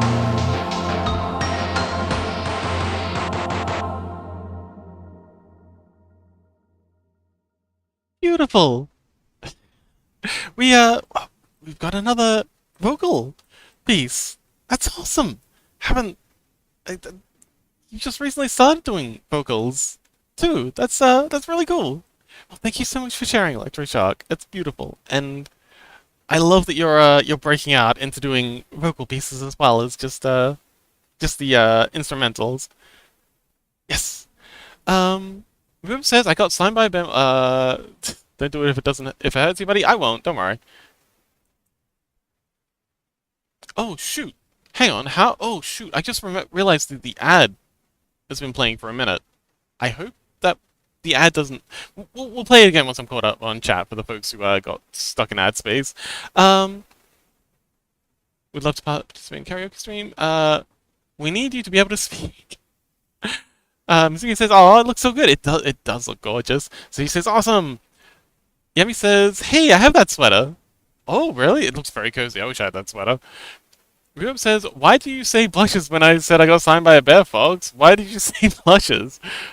Don't worry about it. It's like a cute pose. It is." Rube says, "I really need to start art again. It's giving really good horror game menu ambience." Yemi says, "If you had TTS, had a TTS recite chat for you, do you think it'd save your voice a bit?" It might, but I like reading out chat. Like RPG Maker, Golden Age menu. It's if it's still hurting for a whole week, I'd get it checked by a doctor. It could be something serious. Oh no, it's fine. It's just don't worry about it. As it says, love it. Yes, it is beautiful. Yemi says, more of that shark singing. Yeah, it was so pretty. Yes. Vijik says, amazing! Nobody says luck. Happy luck, nobody! Rude says, I would say very neat, but that can come across as rude, but I like it. It was beautiful. Yes, I'm so glad you're, Okay, so the ad's still going for 18 seconds for some people, possibly. But yes, I'm sorry, I didn't realize that the ads had started, so I'm gonna shush again, and we're gonna play it. Oh, I'll wait for the ad thing to be completely finished. Wait till I'm absolutely sure the ad's done for everyone. And then we'll give it another play. Okay, so the ads are done. Sorry to anyone who had the song cut off by the ads. I didn't realize. I forgot we had ads coming in. So yes, I'm gonna shush up again, and we're gonna give it another go. Hopefully, don't get added again. And yeah, so again, this is The Hand That Guides by Electroshock.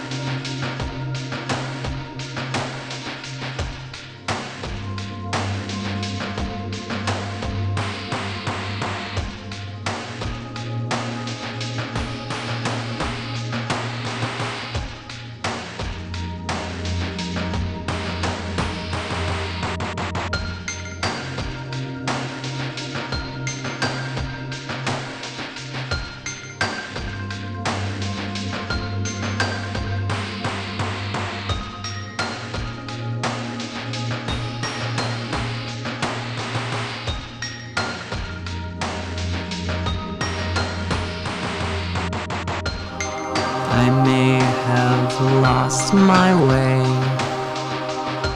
but I know when I'm with you, everything will be fine.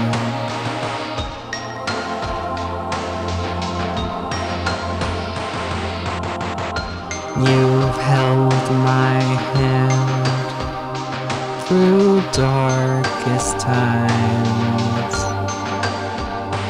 and roaring highs.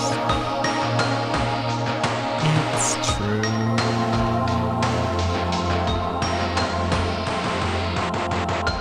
But I know when I'm with you, everything will be fine. You're the hand that guides me through the flame.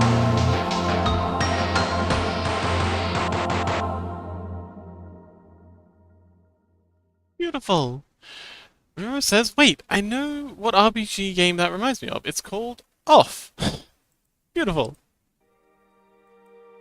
Yes, thank you so much again for sharing Electro-art. That was really cool. And thanks again for the raid. So if you haven't already checked them out, definitely go and say hi. Electro-art says, yeah, I played... Oh, yeah, I played Off. Ah, wonderful. Nobody says clap, clap, clap, clap, clap, clap, clap.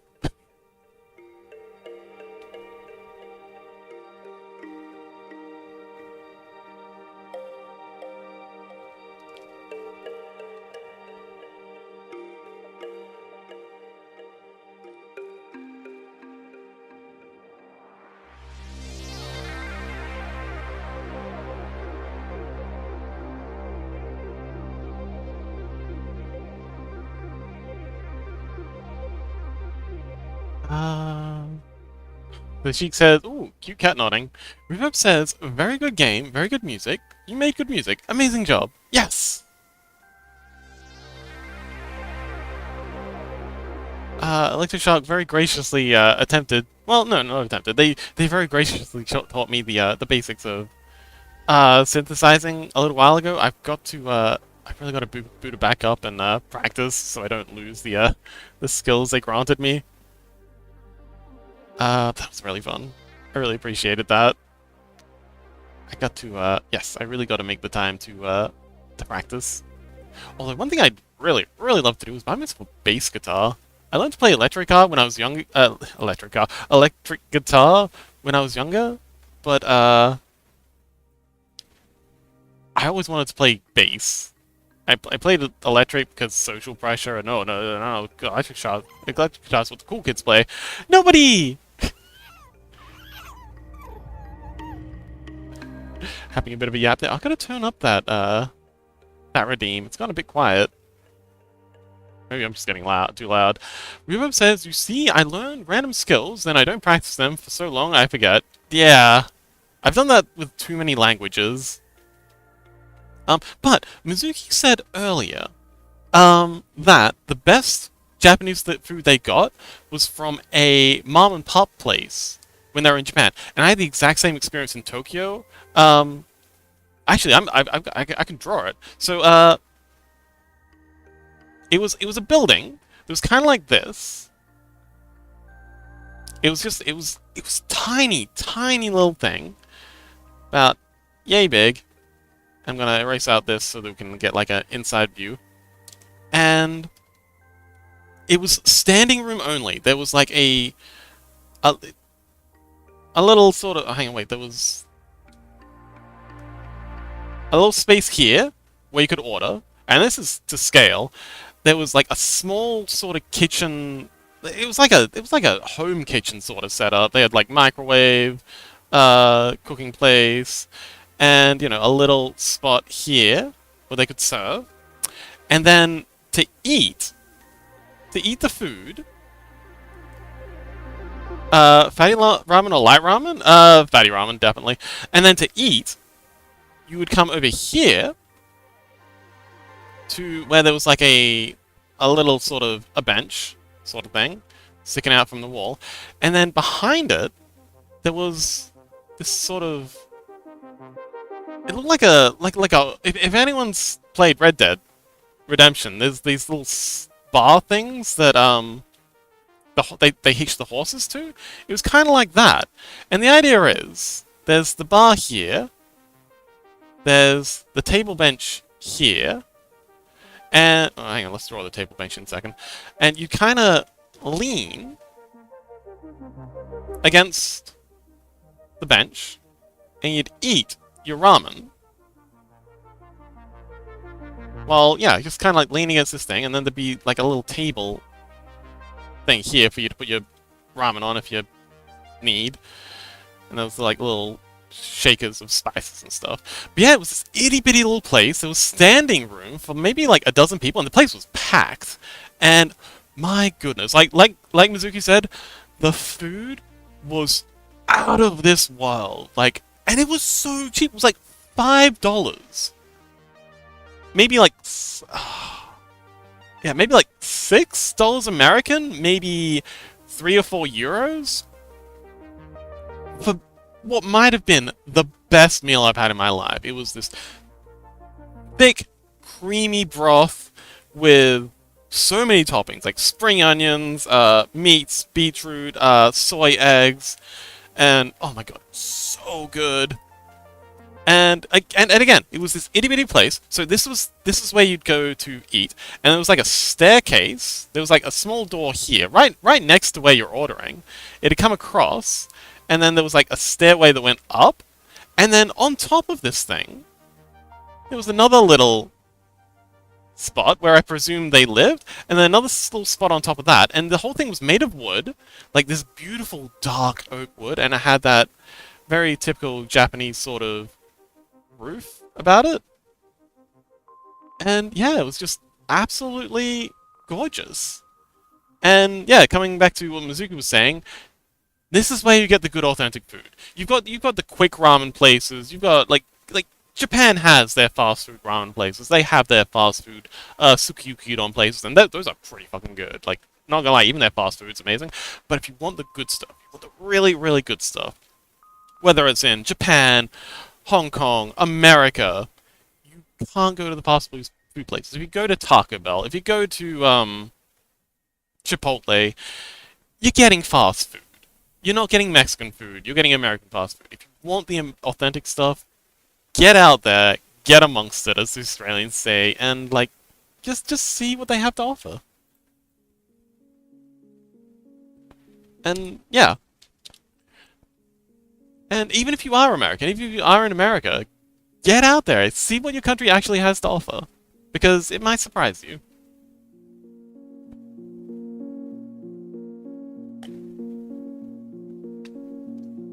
Rubo says, I wish there was good ramen around here. Good ramen can be hard to find, and it's really hard to make. So, yeah, sympathies. Chaos says, hello, Rubo! Chaos dances. Rubo says, the only authentic Chinese place around here had multiple health code violations, bugs, which is absolutely disgusting. Yeah, but that's part of the authentic, Actually, Hong Kong food is renowned for being, like, that really delicious, really junky, Chinese food, but they were fanatical about health code adherence. So not only was like really good authentic Chinese food, but it was also like you'd never get food poisoning in Hong Kong. It's probably changed now, but that was one of the things I really appreciated about Hong Kong, like just how stringent the food health standards were, and how obsessively the folks adhered to them, because they understood that, you know, food health safety, like maintaining a assumption that the food is going to be of good quality was one of those ties that rises off boats sort of situation. Cases like happy lurking. Oh, okay. Well, I'm sorry. There's not much ramen where you are, Rhubarb. It's like the perfect level of humidity and heat for me to want to bask in the heat. Oh, wonderful. It says, like, not bugs or food, Max. Ooh, oh dear. Yeah, that's awful. Shadowclaw says, oh, Azura, yeah, it's, that's what we're working on. We're getting there. We're just making our way into the background. Once we're done with the dunes, we're gonna come back and, update the characters. Finish up the characters. And then we gotta do the buildings, and we gotta touch up the sky, and then we're done. Then we can, then we'll get feedback, obviously. But yeah, we'll get some feedback, and then, yeah, hopefully we can ship it. Rubo says, we have no clue how they're still open now. Sick lighting? Oh, I'm glad you like it. We're This is only the first pass. It'll get better. There's more to come. Stay tuned. But yeah, Shadowclaw, how you doing?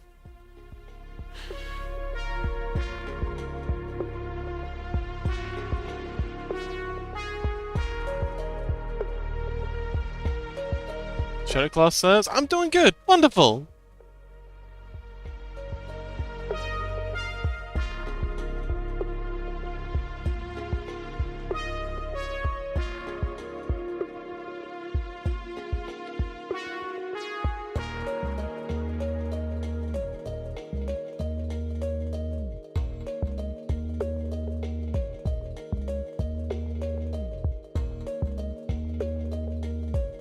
Rebo says, the saddest part...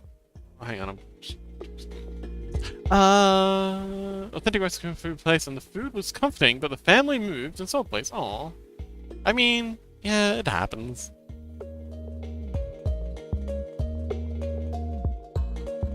Rebo says, I miss it a lot. Shadowclaw says, caught the end of a Azure stream and found out you were drawing this. Thought that... Yeah, I feel like there's part 2 to this.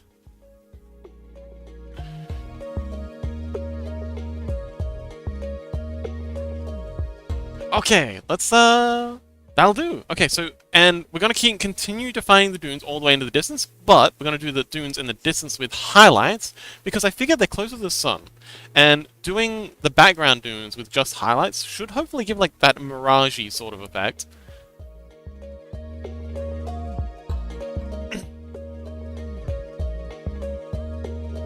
Oh, hang on, I think I misread what they said. Shadowclaw says, caught the end of Azure's stream and found out you were drawing this through that. Yes! I actually meant to, collab with them today.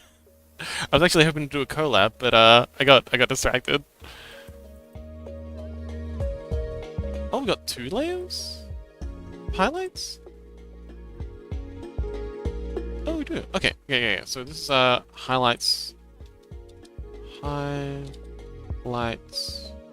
1. So we've got one of the highlights set to screen and one of them set to overlay. Oh, that's interesting. That's how we get the color differential. Rubab says, my fam is too white to even enjoy themselves. I can't enjoy anything actually good because they hate flavor. Aw. I found, accidentally, that mixing honey in with spicy food... So I've got a theory. If you're not good with spicy food, maybe if you make something spicy and then mix honey in with it, the honey will soothe the pain of the spiciness, but will still allow your taste buds to adjust. I know, I really want to test this theory out. But yeah, I put some honey in like a spicy food thing because I just had the honey there. I was like, oh, I wonder if this'll work, and I added it in, and it made what was normally like a really spicy dish quite tame. Shadowclaw says, oopsie, what was it going to be a co-stream? Yeah, me and Electro-art collaborate occasionally. It's really good. I really appreciate the collabs we've done in the past. But yeah, we were I was thinking it might be cool to do a collab stream, but highlight 2, but I forgot to ask because I'm dumb. Hero says, like, I'm worldwide foodie. I will eat any nationality food, but my family really limits what I can even make. Aww.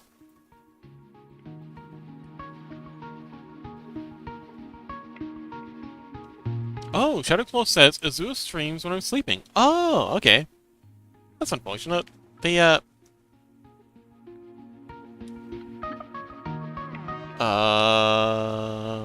was painting black on a screen layer. That's not good. Alright, there we go. Last video says, when I make curry for people who can't otherwise handle spicy, I make a heavy tomato-based curry. Ah, okay. I mean, it is good to try and, make sure you're making food that's accessible to folks who haven't got much experience with this sort of thing. Real Pie says, like, there's an Indian curry, and I wanted to make it for my mom, and saw it looks too spicy. Too much. No, we're going to wait. Ah, it's red because that. Ah, I see. Holy block of text. Yeah, that was a lot. Shadowclaw says, how do people get the custom animated little guys? Ah, so those are called scrungles. If you want a custom one, we have two. So the ones most of the ones you see down the bottom right now are the I forget what we called them, but the ones with people as OCs. We have two publicly available scrungles. I plan to add more, but if you go exclamation mark purple, so exclamation mark purple. Oh, all of them are. So if you go to the about page on the stream, sorry, the about page on my channel, it's got a list of all the commands. So there's a bunch of custom ones. You can have like colored bunnies. You can have the void blob or the ice cube. But yeah, you can get the commands for those down there. But if you want a custom one of like your OC, just come along on Thursdays. Thursdays is Scrungle Day. I prioritize doing people like regular chatters. So yeah, just come along to the streams, do a lot of chatting, and if on Thursday you're there and we have an open slot, we'll make you a Scrungle. But yeah, Thursdays is Scrungle Day. So yeah, just be in chat, and yeah. I also DM the people the Scrungles once they're done. They also have yeah, if I go up, they also have a bunch of extra commands, so you can go exclamation mark lurk, and they'll go into lurking mode. I think I'm off that day. I'll try to remember. Yes, but no promises. We'll get around to it. We actually have a few people who we're we actually have a bit of a waiting list. So no promises. We'll get to you this Thursday, but come along on Thursdays, and eventually we'll make it happen.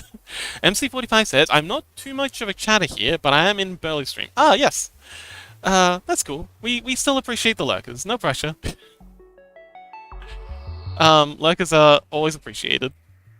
Oh, and by the way, we have the exclamation mark lurk command. So if you want your Scrungle to be still down there, even if you're a lurker, just hit lurk, and because after I think it's 40 minutes, we clear out the Scrungles. After 40 minutes, they'll go into sleep mode. Oh, thanks. Thanks, nobody. Yeah, if after 40 minutes and you haven't typed anything, they'll go into sleep mode, and then another 40 minutes after that, they'll get cleaned up. That's just to keep the thing from getting too overloaded. But if you go exclamation mark lurk, they'll go into lurk mode, and they'll stay there. Then we go to sleep mode, and then we get cleaned up for the whole stream. So yeah, they'll be there for the whole stream. Rumor says, I'm so regular I could even be considered decaf. Love it. But yes, we do appreciate the lurkers. Actually, lurkers are very important to streams. They're, they keep the algorithm happy.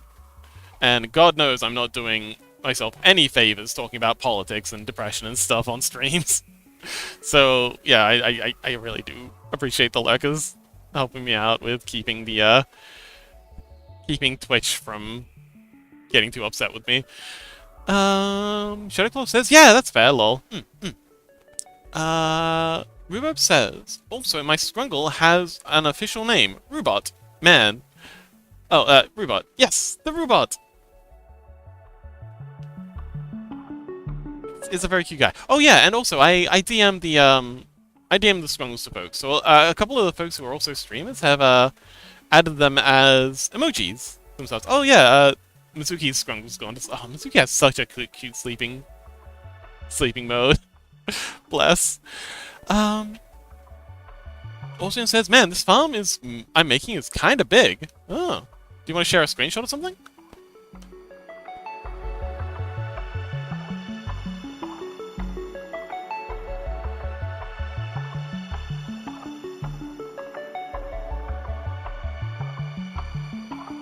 I'm getting hungry.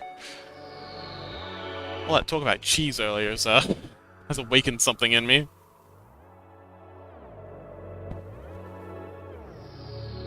Rubo says, lurkers is what made up more than half my stream viewers when I was last live. Very important. Yes, we appreciate the lurkers. Scott says, anyways, the sun is close to setting. I think I'm going to go for a walk. Excellent! Wonderful news!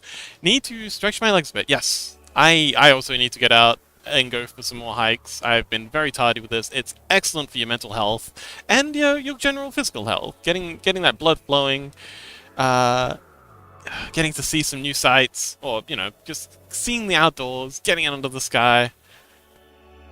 Good idea. So it says, really nostalgic music just turned on, and I remember the childhood summers. Oh, wonderful. Beautiful. Rio says, we don't talk about the farm size I'm making in Minecraft. Ooh, I also like making mega farms. Yeah, one of my guilty pleasures in the past has actually been Farming Simulator. It's such a tedious and dull game, but it's also, it's also cathartic in a certain way. Just planting stuff, watching it grow. I also still have a plot that I used to grow food on in the backyard. I've been, I've been neglecting it quite a bit, but I'm thinking I should really get back into gardening. It's rewarding.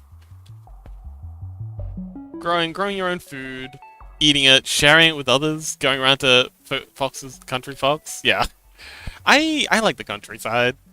I'm actually very fortunate where I am because there's capital city A. So Australia's a big country. The distance between capital cities is like the distance, like you cross multiple countries in this distance. But there's capital city A and capital city B, and I'm in like itty bitty rural town C, and it's right between the fiber line that goes between these two cities. So I get like really good internet despite being out in the boonies. Super handy. And we've got fiber in this town too. So it's like fiber to the node, and then straight up to the internet superhighway that goes to the capital city. So I get like the rural living, but urban internet is great. MC45 says, anyway, I'm gonna lurk. Happy lurking, buddy. Sorry, wrong term. No, I'm a country fox. Oh, country fox boy. Yes, I'm like a country kitsune. Rhubarb says, same, Fox. I have 23 packets of seeds I need to plant. Yeah. It's good fun. Something, yeah, something in me calls for the bombs. I yearn for the dirt under my nails. Though it's a little late. Actually, it's coming into the perfect time to get thinking about planting for me. If I'm gonna do it, I gotta start thinking about it now, getting everything organized.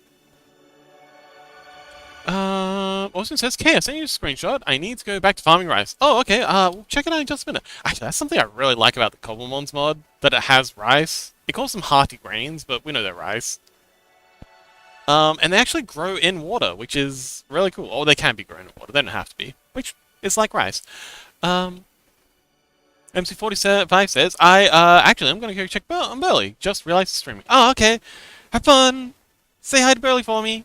Rhubarb says, really good internet. Yeah?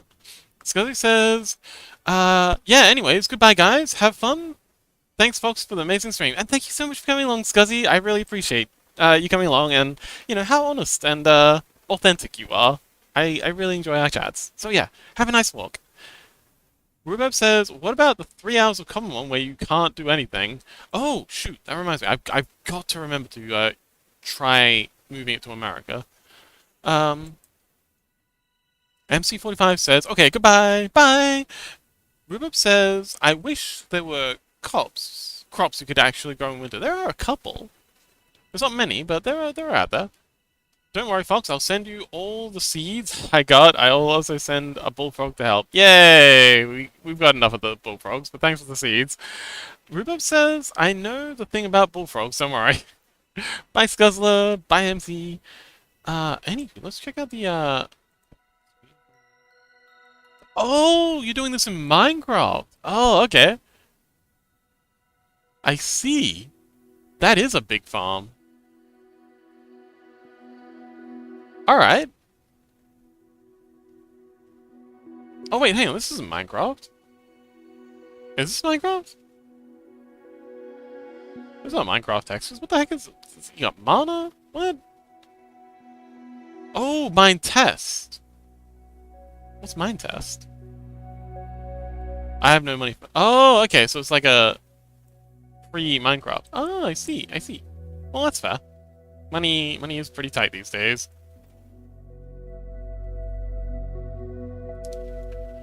Whoever says, whoa, bigger than what I was making.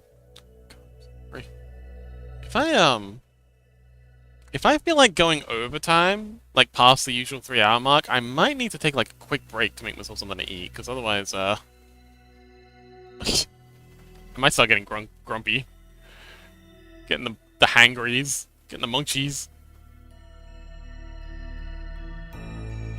Thought it was vintage story from it. Yeah, I had that thought as well.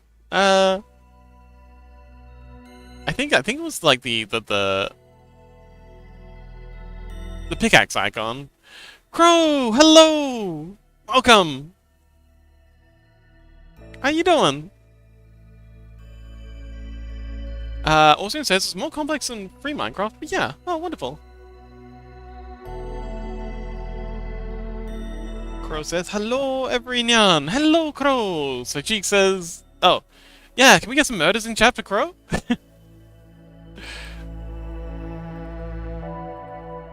There we go.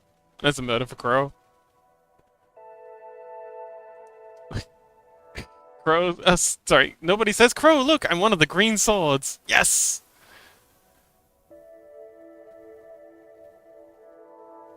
Ruler says just like how Terraria is 2D Minecraft? Joking, I hate that people think that's true.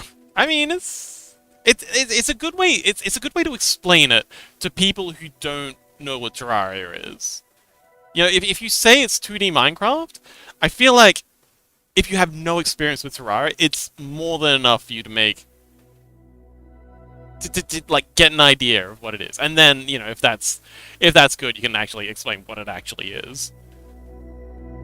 How's the saying? Oh yeah, it's true enough for kindergarten.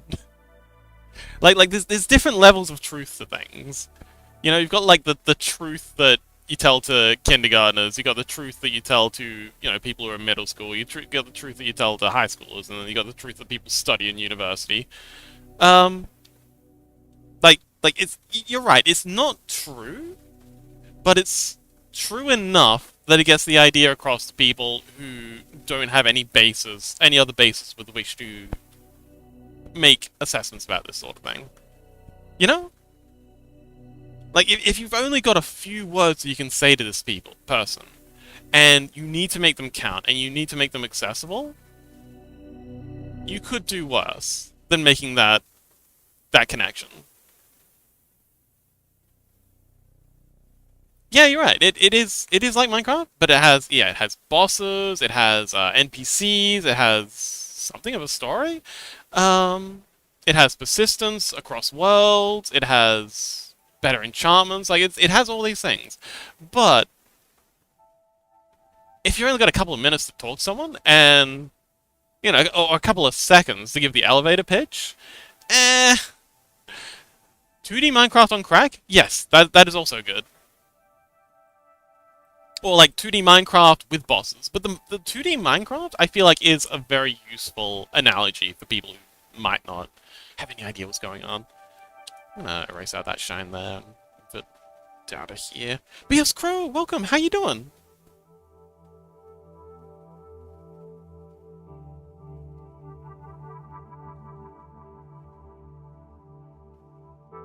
I'm really regretting not making pizza tonight.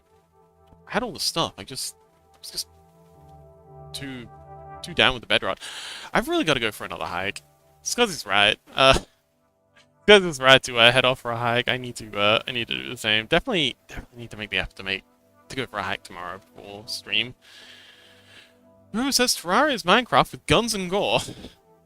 I do love the guns in Minecraft in Terraria. They are weirdly satisfying. I always main a shooter when we play multiplayer Terraria. I quite like Starbound. I know it has a bit of a controversial, bit of controversy about it, but I really enjoyed it. Chris says, I'm doing good, just working on stuff. Ooh, wonderful. What you working on? Guru says, also, fun fact, the guy who made Terraria is also the creator of the biggest SM64 modded launcher. Oh, interesting. I did not know that. That is a fun fact. Guru says, and emulator. I'm just gonna have myself a little snack of peanut butter. I got a peanut butter I can munch on. I gotta get some food in me, otherwise I'm gonna start passing out. Still here though. Just gonna be chomping.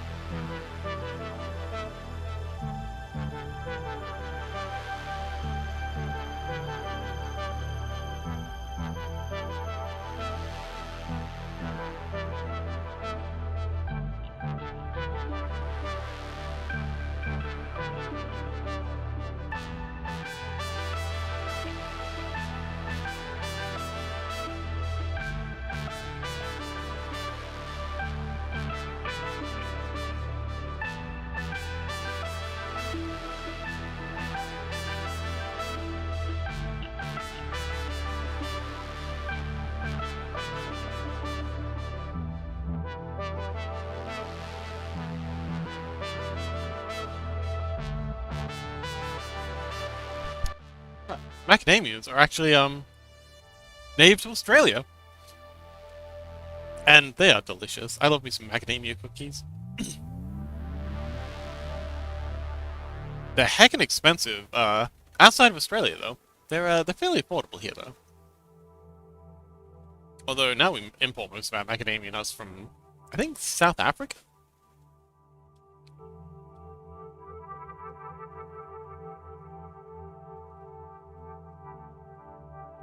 Yes, macadamia nuts are so nice. Um, a while ago, they're a bit pricey.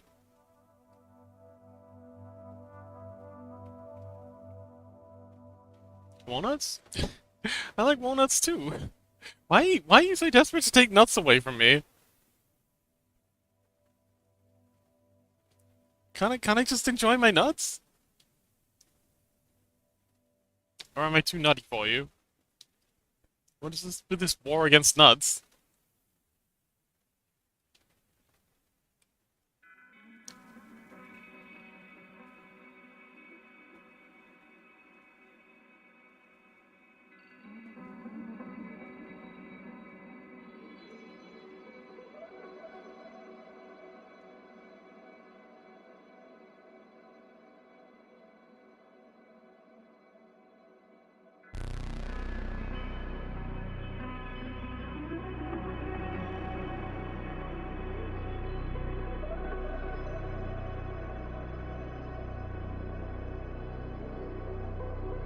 Rubo says specifically the green meat that protects the actual nut.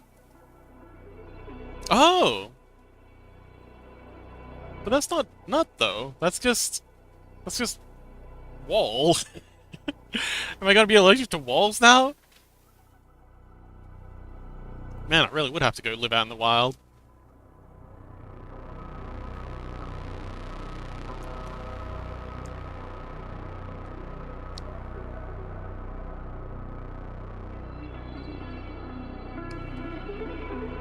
At least not, it's not hazelnut and almond. I actually don't eat hazelnuts that often.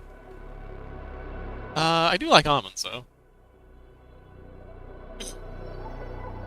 I quite like having crushed cashews in with my miso soup. And I'd be absolutely devastated if someone took coconuts away from me. I love my coconut cream. Adding coconut cream to laksas and miso soup really benefits from a little bit of coconut cream. Okay, I said a little bit, but I mean a lot. I had a lot.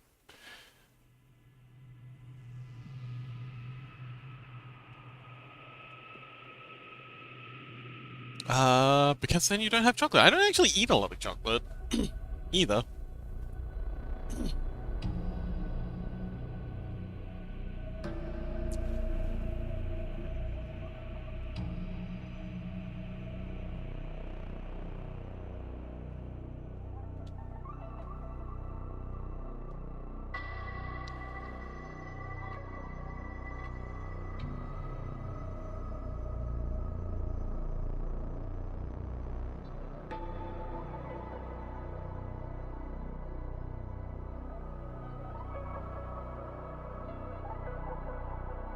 Oh, Rose says coconuts are neither cocoa nor nut. I don't know, they seem pretty cocoa to me. Maybe it's because they're brown. Oh, nobody says. Actually, people found a way to make chocolate with sunflower seeds. Oh, cool. That would be good for people who are allergic to cocoa. Rhubarb says, wow!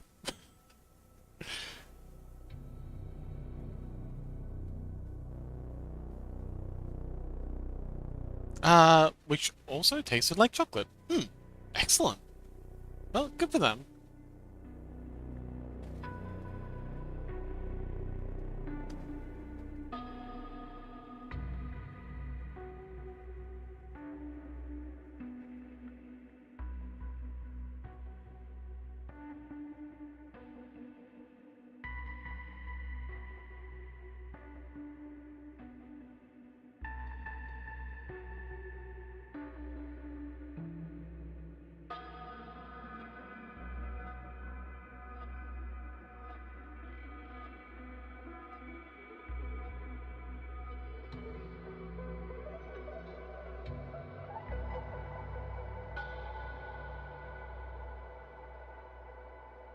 Oh, nobody says it's not on the market yet.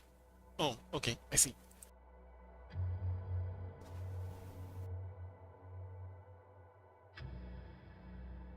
Well then, I guess we've got that to look forward to. I'd be interested in trying sunflower chocolate. Or sunflowerlet? Rube says also there's just something about off-brand chocolate ice cream that just hits the perfect craving. Nobody says it would be good because cocoa is getting really expensive and where they grow it is not a good condition. Oh yeah, they do a lot of rainforest land clearance to grow cocoa as well. There's a wee bit of environmental damage that comes along with that.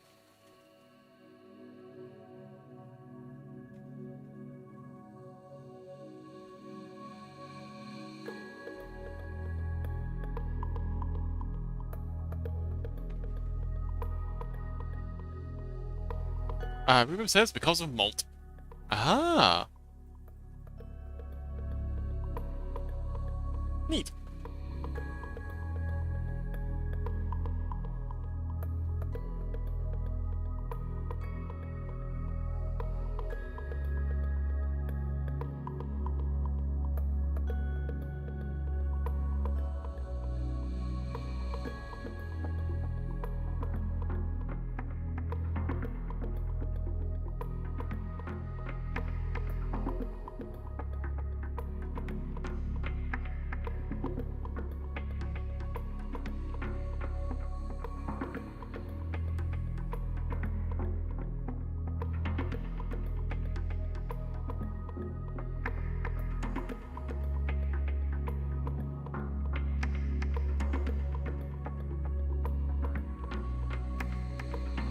Rumor says, I swear, this scanner is rage baiting me.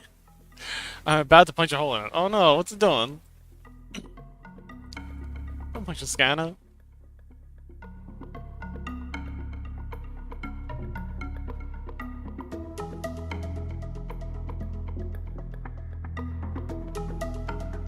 Even if it is rage baiting you.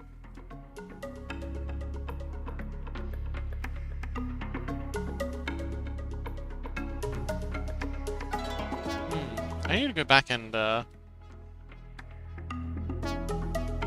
yeah, so what I'm trying to do with the shadows is I'm trying to have it kind of like arc ever so slightly, so it's thicker, so there's more of it at the sides and the middle. And have the middle stuff mostly be defined by the highlights. Let's go back and add a few more shadows over here.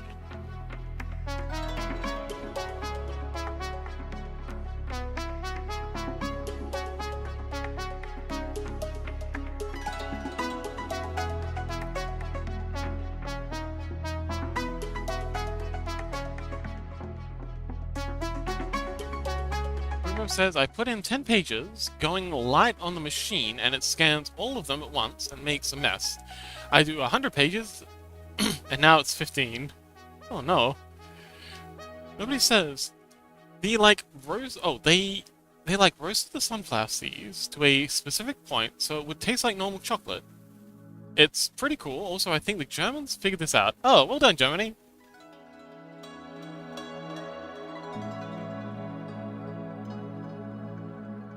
I mean, the Germans do grow quite a bit of sunflower. Like, they have quite a big sunflower industry, so for them to be able to, make chocolate from that would be pretty handy for them.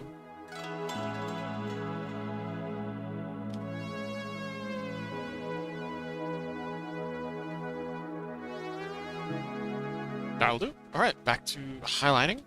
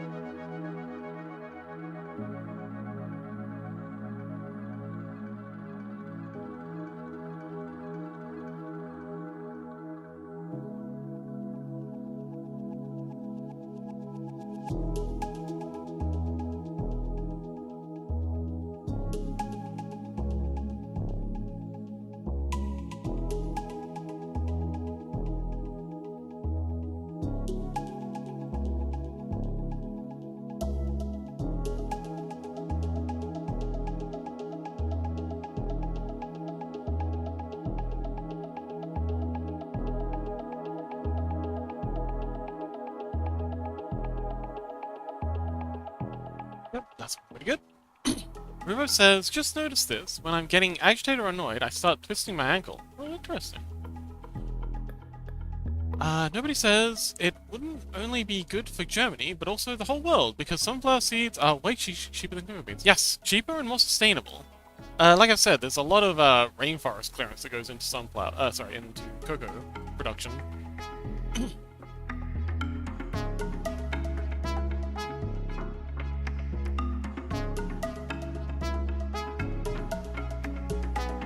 River says, only knows because it caused a really bad cramp up in my leg. Oh, ow. Oh, poor River.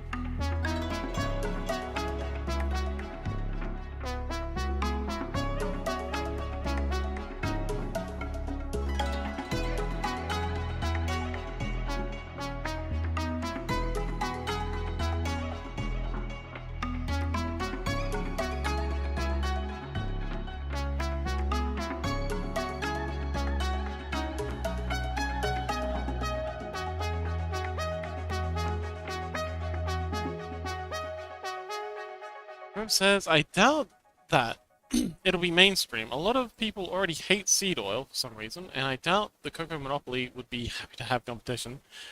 I don't know, I think it'll work.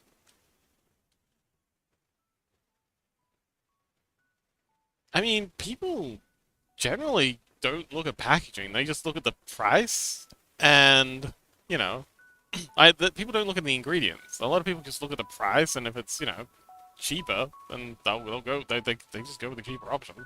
As long as it's okay.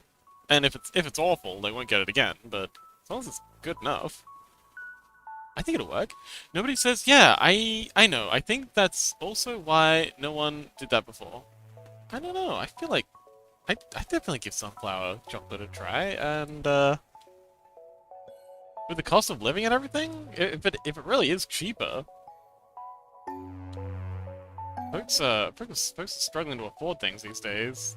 I feel like a cheaper option to chocolate would be pretty popular right now.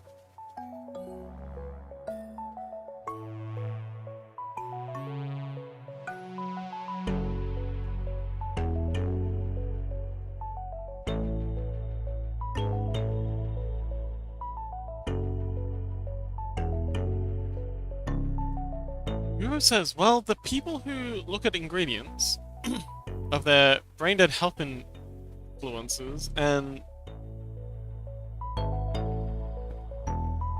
news people get a hold of it. Oh, I see, I see. They're going to smear it into a living. Yeah, they'll probably do that anyway. Like you said, the cocoa industry will probably try and run a smear campaign on it.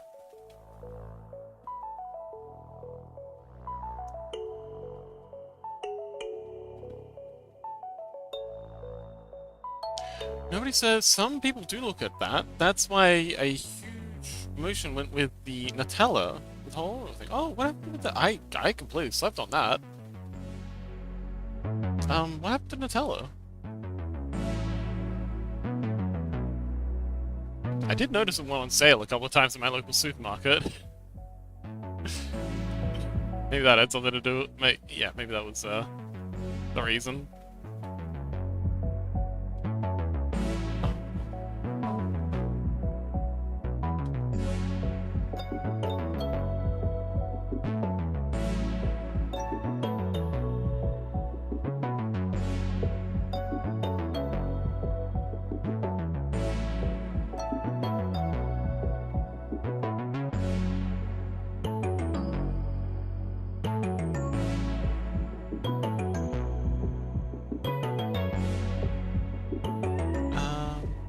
Says because in America you don't have to tell any form of truth in the news. Yeah, it's sad.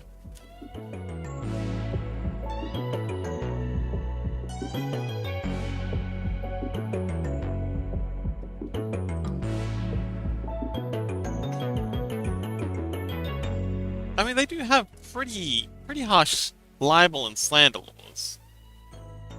But yeah, there's no laws against opinions, which, yeah, it's a tricky situation. Fear sells better than truth, and yeah, I mean that's why I avoid any headlines that look even just a little bit fear-mongery, aggressively. And even if someone comes up to me or links me something saying, "Oh hey, oh no, this scary thing," I'll usually politely as I can say, yeah, I'm not reading this. This just looks like bit like this is just clickbait.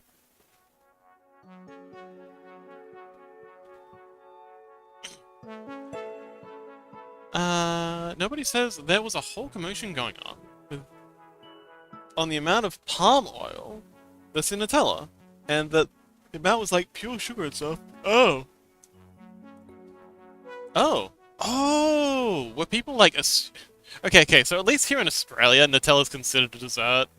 Maybe if folks in other countries were looking at it like being containing nuts and thinking like it was a health food, I imagine they'd get pretty upset. Like, they'd feel pretty deceived if they found out that it was chock full of sugar. But at least here in Australia, we're all, as far as I know, we're all pretty convinced that it's just, it's like it's a chocolate spread. Like, you're not gonna convince anyone that that's healthy.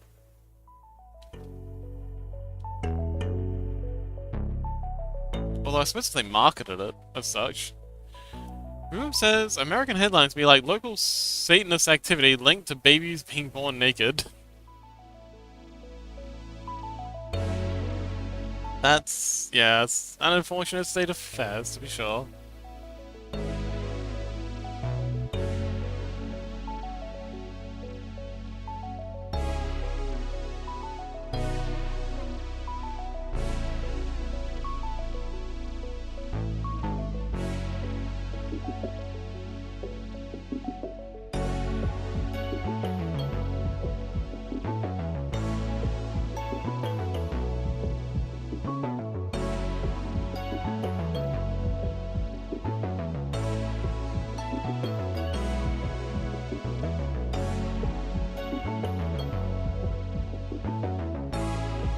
Rubo says, worldwide known to be dessert. Nobody says... Oh, sorry, Rubo says, it's worldwide known to be dessert. Nobody says, but it was also a lot of people that it would be too much oil for kids to consume. Oh, okay. People use it, though, like jam. Well, jam's chock full of sugar as well, though. Jam's a dessert thing, too. Jam is used as jam. Ah. Austin says, I hate news channels, and sometimes the American ones, and yeah, I haven't watched TV news in ages. I have a bunch of YouTube channels that I've subscribed to that I watch regularly that I feel like give me fairly unbiased, if not unbiased, at least a focus more on giving me the information rather than the conclusion I should have.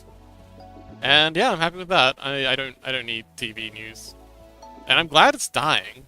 I get very upset with all these all these government institutions. We're just like, oh no, we need these companies to pay us so that our news things can continue, and you know their news things are ridiculously biased. Whoever says some make me laugh because of how stupid it is. It's sad. Unfortunate state of affairs. Rebo says legit saw one that was labeled "Is communism in America to blame for the unemployment crisis?" Clickbait. I mean, I feel like that kind of clickbait would definitely work on some... Like, there's a demographic of people who will absolutely click the shit out of that. And I guess that's why it's still a thing, because, you know, if it gets the clicks, it's what's gonna get the revenue, and if it's what gets the revenue, it's what's gonna get... It's the one that's not gonna get shut down. Race to the bottom.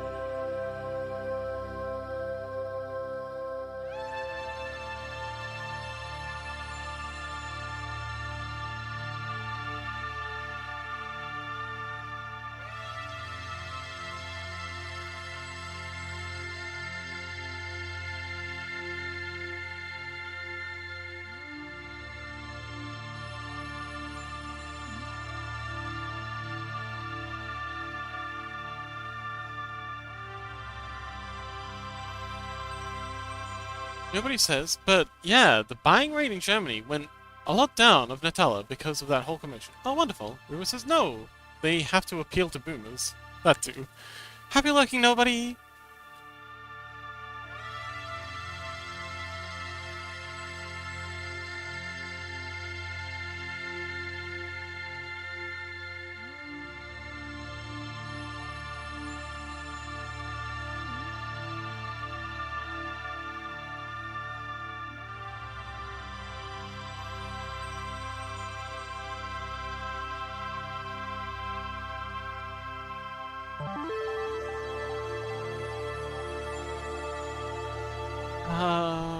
Orsian said there was a recent case of a Canadian woman who punched a 16-year-old girl for wearing Trump political clothing, or described as an ICE uniform. She was wearing a plain blue shorts and a 250 USA shirt. Oh no.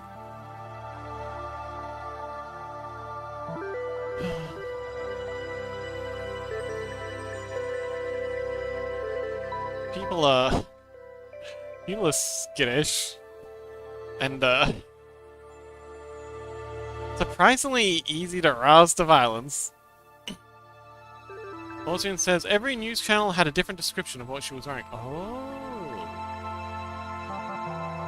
I mean, yeah, they would. Everyone would have their own angle they'd be wanting to push.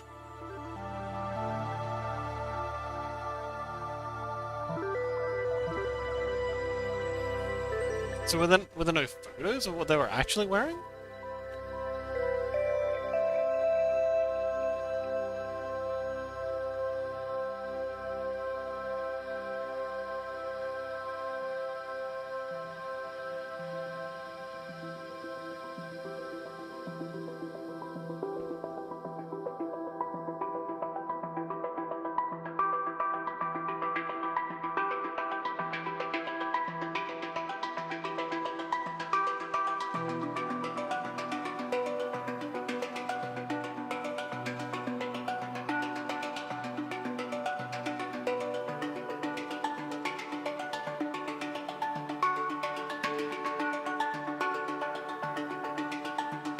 Ocean says there was a video showing clearly what she was wearing. Also, when she was punished. Oh no.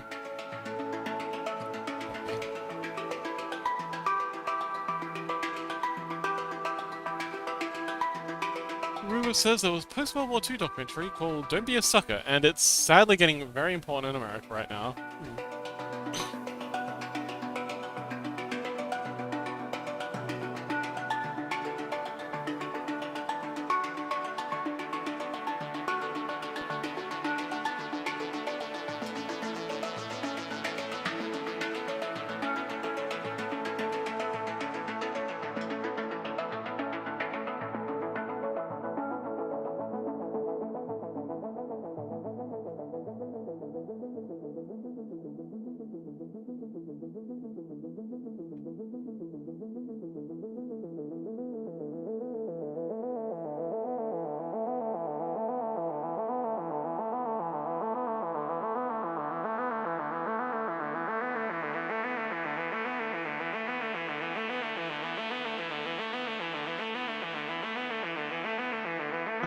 Rumor says it was to warn American people about how easy it is for people to fall into Nazi mindsets.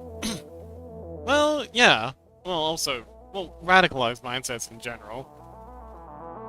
Not just, fascist or, yeah, that sort of thing. And what to avoid.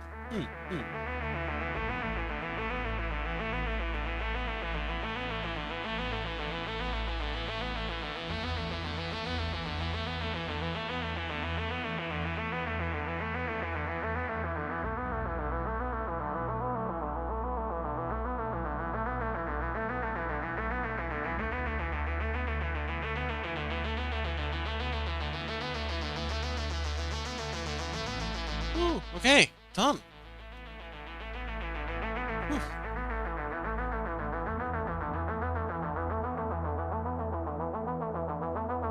We'll add some haze to the background. Actually, let's add the haze to the background now.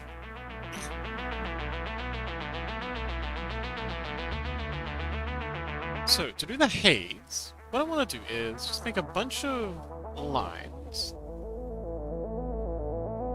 Kind of like this.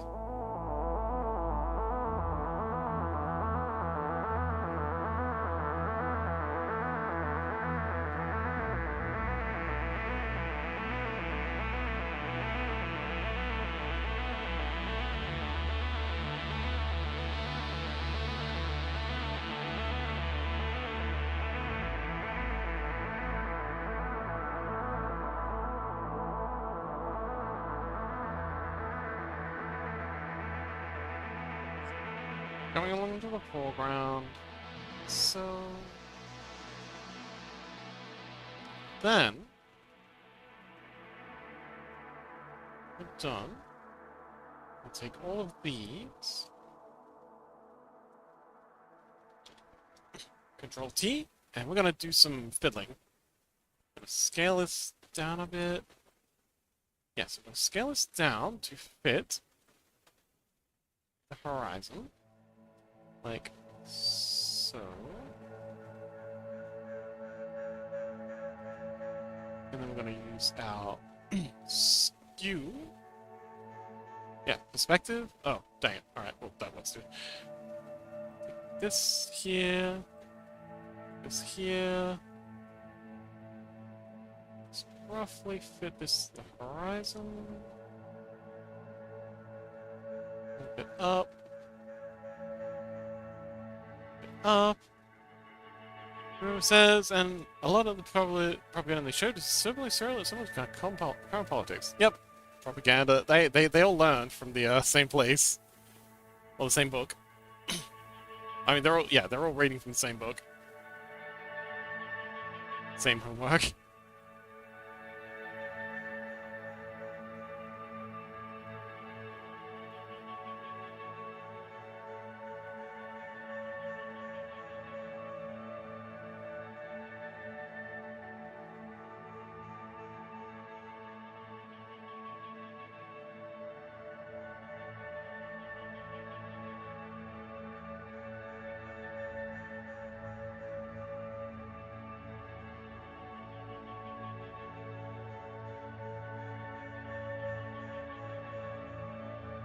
Alright, that'll do. This will be our sort of haze. And we'll pacify it a little.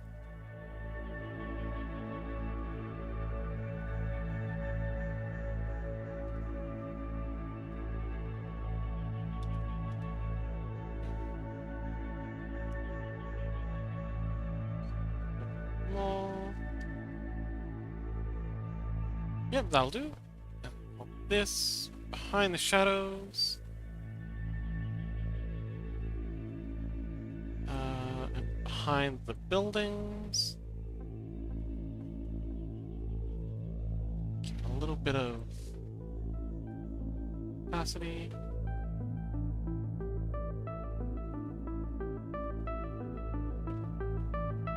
Nice.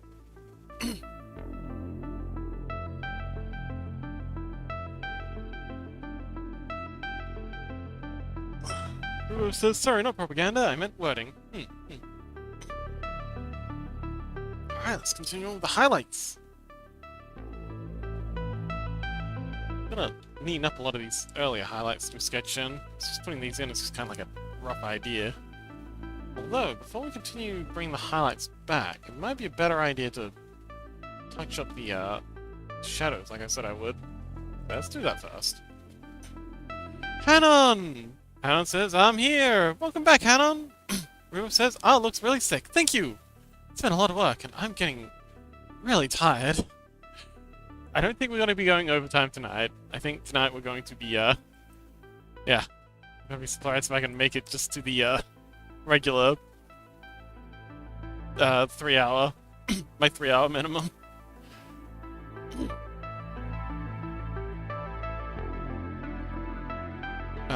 Fox is struggling. Google, hello! Scarlet Force! Oh, okay. Oh, thank you. Yes, absolutely. We'll let's take a peek. It's gonna be another 20 minutes at least before we raid, but if they're still streaming, absolutely. Let's go check them out. People says, how are you doing? I'm very tired. I'm knackered. So we had the oh, knackered is an Australian term, just basically meaning really, really tired. Hi. Who's...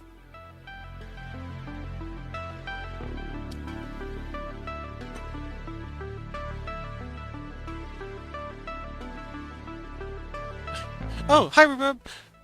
Oh, cute. That is very cute. Alright, yeah. Scarlet Force it is.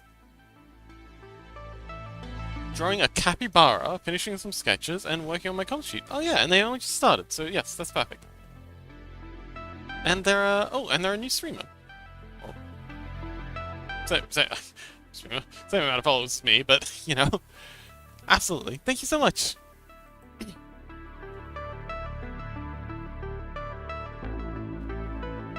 But yes, I'm quite exhausted. We had a, like, 8-hour Cobblemon stream, 2 days ago, and then I went and, I think I did like a 6-hour emoji drawing stream the next day, which might have been a mistake. I I may have overexerted myself just a little, but it's okay. We're good. We're coping.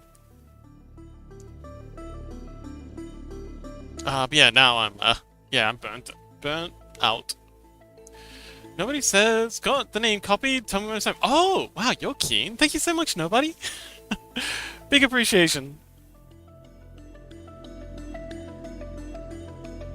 People says, I mean, this week you did a lot of stuff. It has been a big week. I'm looking forward to my day off. What's it doing? Alright, we're updating the shading. Hanon says, the art looks sick. I'm gonna be streaming later. Oh, okay, good luck. Oh, okay, well let's give Hannah a little shout out. Slash shout out Alan Renach. Yeah, maybe you consider giving him a follow. Oh. Wait. Yeah. Yeah, so there's a little oh wow, that went away quick. They always go that quick? I barely got enough time to say anything about it. What the hell? Oh wait, no, it's still there. It's just being weird. Yeah, so yeah, Hanon's gonna be streaming later. If you're interested in having something to watch, then maybe go check them out.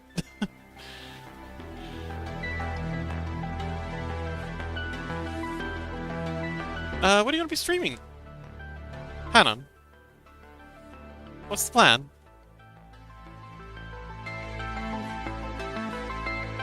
Hanon says my first view was actually quite nice. Oh, wonderful. Yeah, it's those early first couple of chatters that make the first couple of streams survivable. I'm hugely appreciative to Chaos. Chaos was my first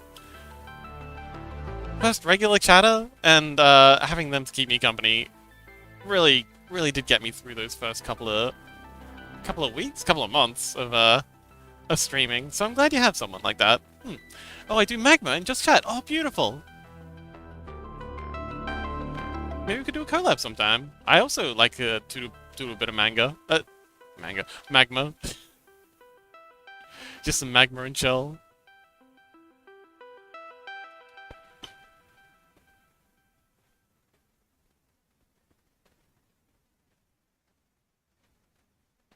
Hanon, Fugu says, wah! I presume that's wah. I see that and I just read that as wah.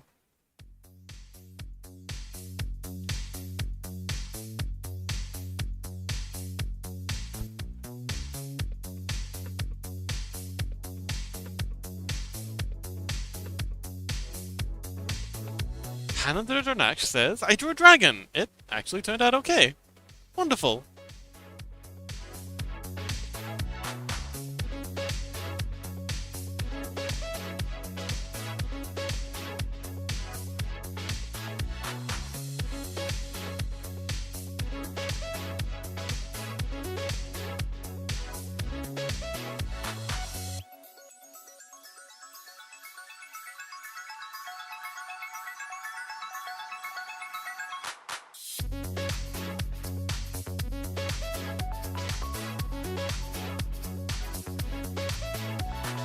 Hannah says... Oh, hang on. I already read that. But yeah, sounds like fun.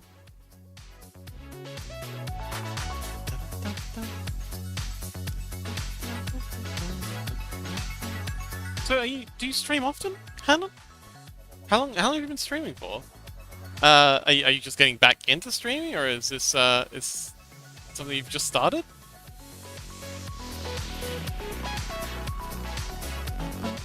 Hanon says, the viewer was also a great artist. I mean, they drew a dragon with a lot of detail in under 5 minutes. Yes! Had a similar experience with Crow. Crow joined us for the Stardew Valley stuff, and then then when we did the magma, they turned out to be an absolutely incredible. My money don't jingle jingle, it balls. Aww.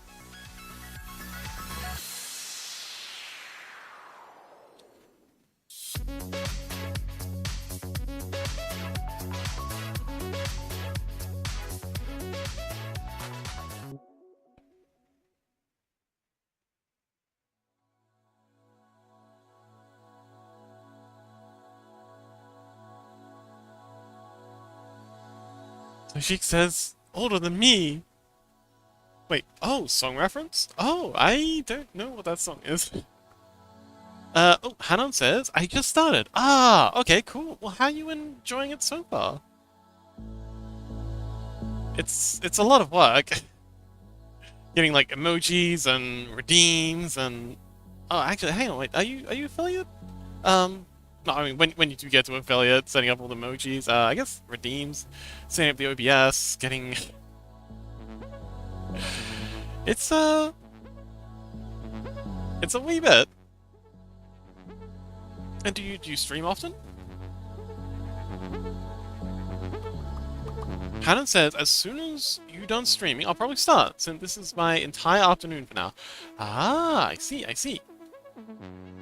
Well, maybe we can raid into you next time. We've already got a guide the raid lined up, but yes, for sure. We'd love to raid into you sometime, and maybe we can do a collab sometime too. I do love me some magma.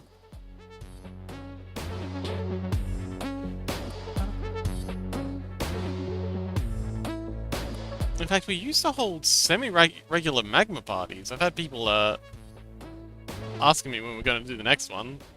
Could definitely do a collab for that. Nobody says it was a meme song. I have to show you someday. Oh, thank you. We do love sharing memes.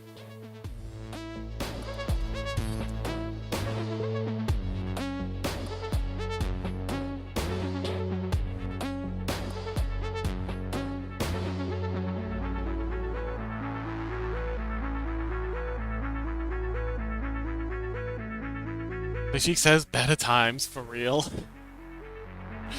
Aww. It's actually nostalgic for the old days.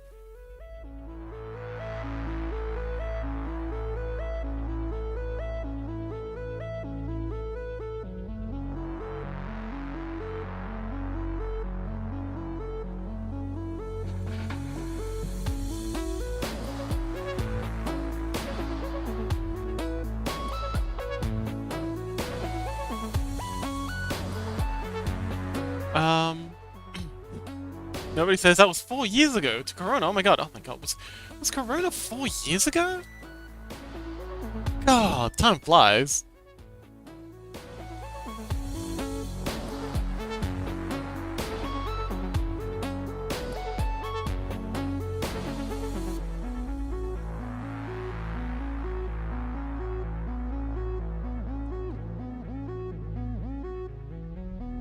Actually, now that I think about it, this here should all be in black because the building's gonna be. Bring that up. Same with that bit there.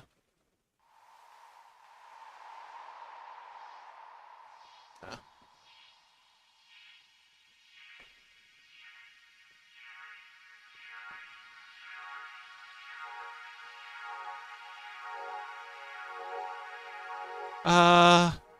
Exclamation mark follower?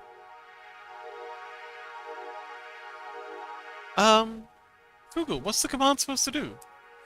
Hanon says... I wish I could beat my 6-year-old self. Hanon says, oblivious to the horrors of the internet. Okay, so there are horrors on the internet, but...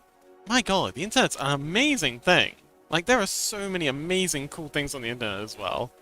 Like this! Streaming! Imagine this! I sent in Discord the music. Oh, okay. Follow age. Oh! Oh! Oh, I didn't know that was a thing. Huh. Cool. I didn't know my bot could do that.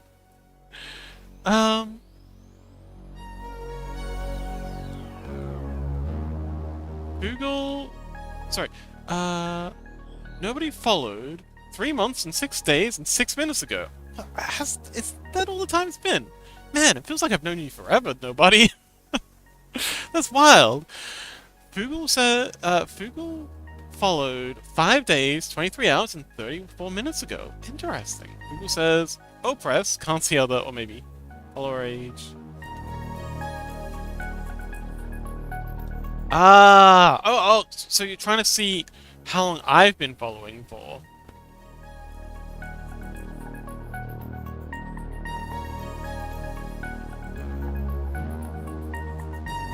Hannah says, Fox. Oh, sorry. So she says, you're trying to see how Fox follows Fox?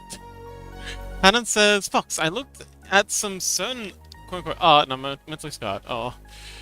Yeah, sorry, buddy. The internet can be, it can be a minefield sometimes. I hope you can recover. Stay strong. Uh, yeah. I'm sorry. I'm so sorry that happened to you. No, Fugle says, lol, it does. Fugle says, I was trying to see how long those. Oh, how long I've been streaming. Well, might be able to use Firebot for that. So Firebot has a whole metric butt ton of. Actually, I probably shouldn't show that. Let's see. Exploration quotes. Viewers. Okay, if we check the viewer data for. Okay, no, that's not right. Oh, I know. So if I go to here, if I go to engagement. So I'm in the Twitch backend right now. I don't want to show off these stats because they're a bit private, I guess. But if I scroll way back to here, and then yep, that's good. And if I change that to minutes watched, wait, no, minutes streamed. Oh, time streamed. Whoa. Okay. So, can I show this? Yeah, this is all good. Actually, hang on. Let's change that. So yeah, this is my time streamed over forever.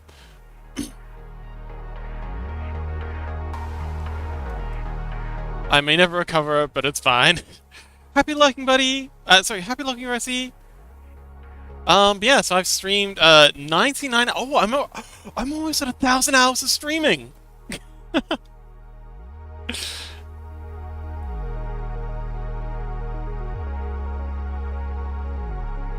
Hanan says 4 months. Yes, 4 months. Google says I tried that. Lol. Damn, 1 year's. Huh? Yeah, I've been streaming for about a year now. It's actually, I think it's nearly been a year. I think we're a couple of months off a year.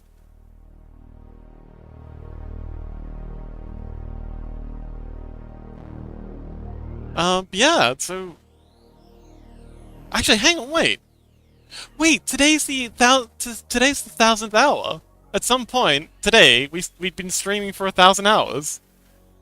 Because I think this only counts from yesterday's stream. It only adds the statistics, so... Yeah, this is my 1,000-hour anniversary.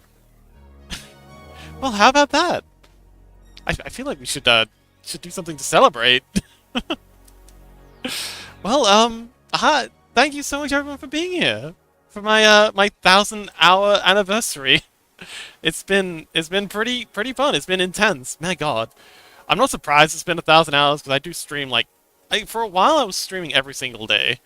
Now I stream now I stream 6 days a week for at least 3 hours each, so not surprising that I've made 3 hours at least. Sometimes it's 8, sometimes it's up to 8 hours. But yeah, we did it. We made it to 1,000 hours. Let's go.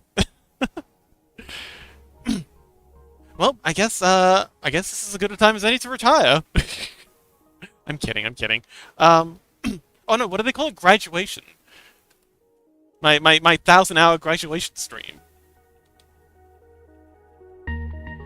Don't worry, I'm not actually going anywhere. I'll still be here. You're not losing. Chaos, hello. Chaos, I was just saying a little while ago how much I appreciated you.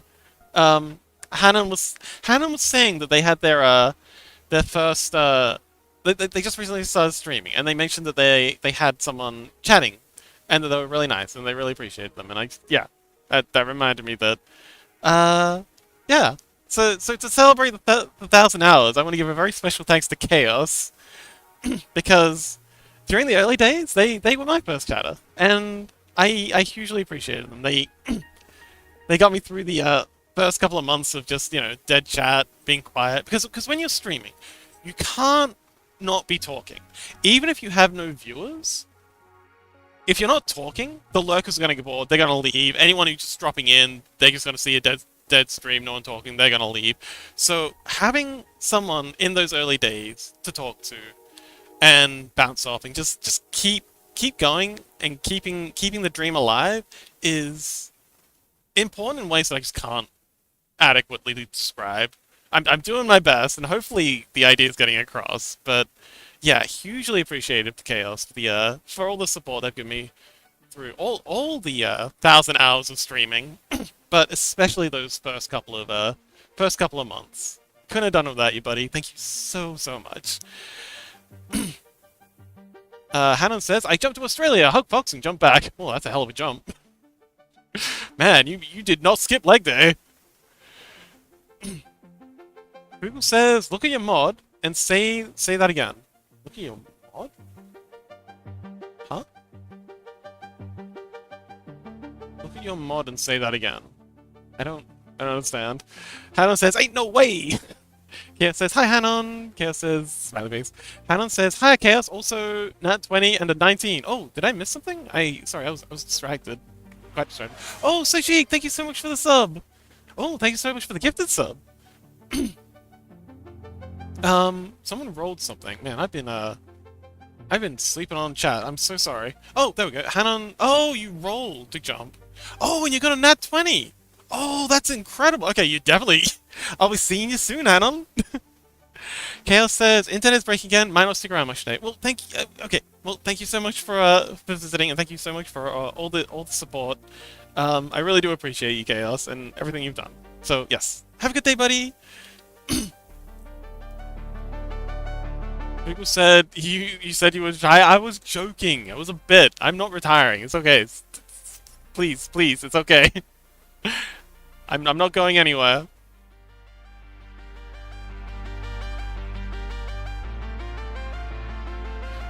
I wouldn't abandon you like that.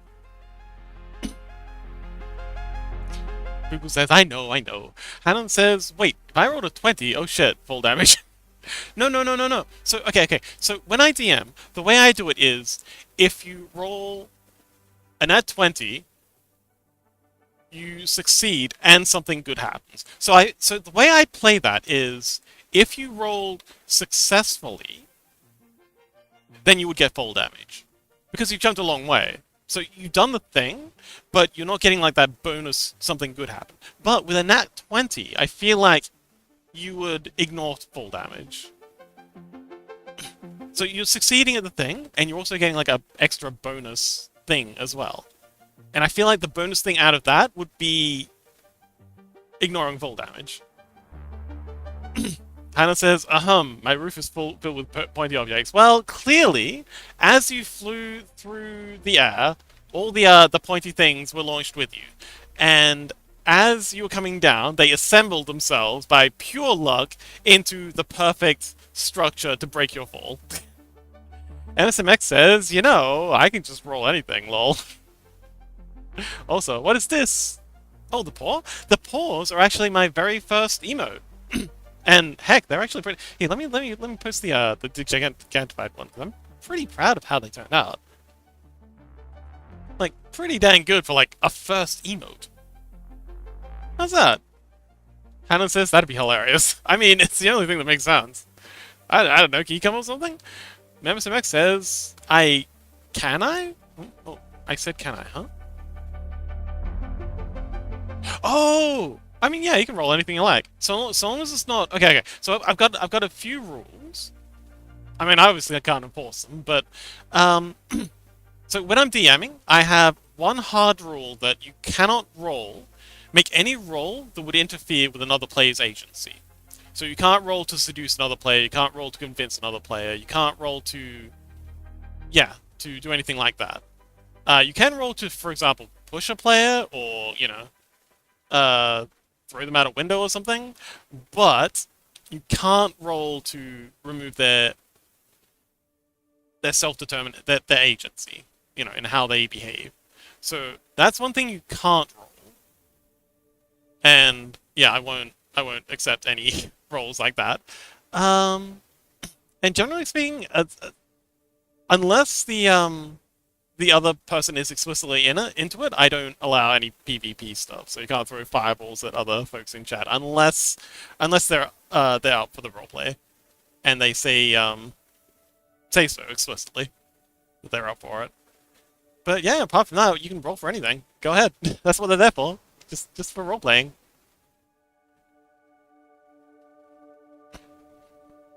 Chaos says, I'm gonna be away from the home until like Friday/Saturday, so I'll be able to yap more then. Until then, have fun with the stream. Bye, Chaos! Thank you so much for hanging out! And thanks again!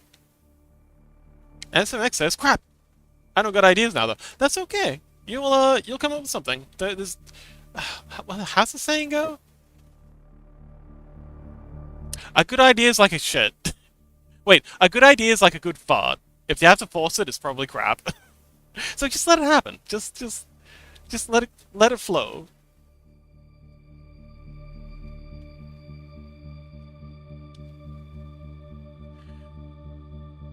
Haddon says, I'm out of here for now, setting up my stream to save myself time. Not going live yet. Ah, yes. Good luck. Oh, actually, we just had to hit the 3 hour mark, so we're going to be raiding out in a little bit soon, too. So yes, good luck with the stream, Haddon. Again, I can't shout you out more than once every hour or so.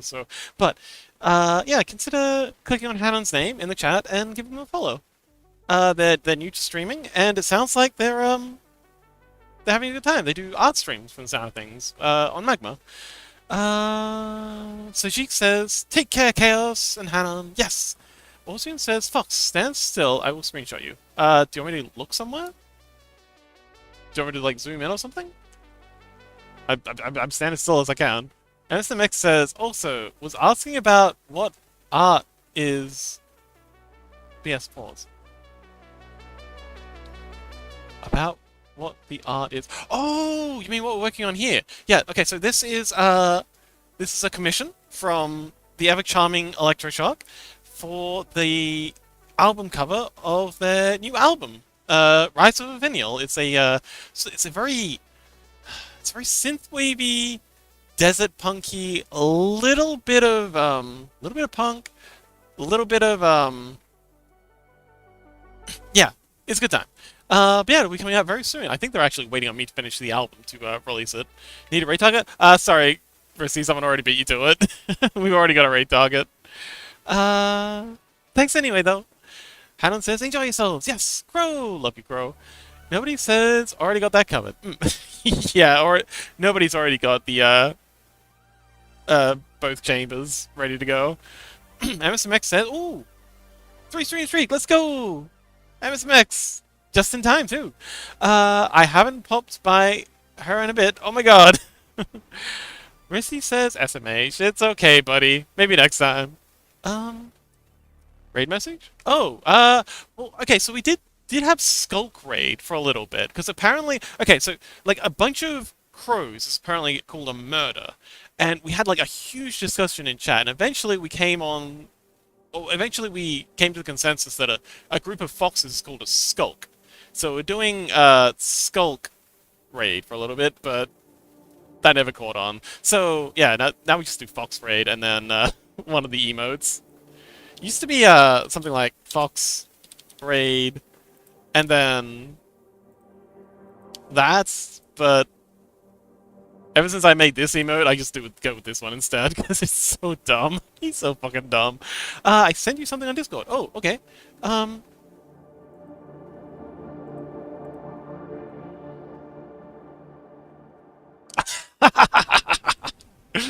Okay, so this is what Orzian sent me on Discord. Very cute. I love it. Thank you. MSMX says, I got a free art raffle from her and has been kind of nervous ever since. Oh, yeah. People get weirdly nervous about the scrungle thing. I tell people I'm going to make them a scrungle, and they just refuse to show up on Thursdays, or they only lurk and they don't say anything because they're scared I'm going to make a scrungle of them. So yeah, I've noticed that. You're not the only one. Says Fox Raid, yes. Making an emote, lol.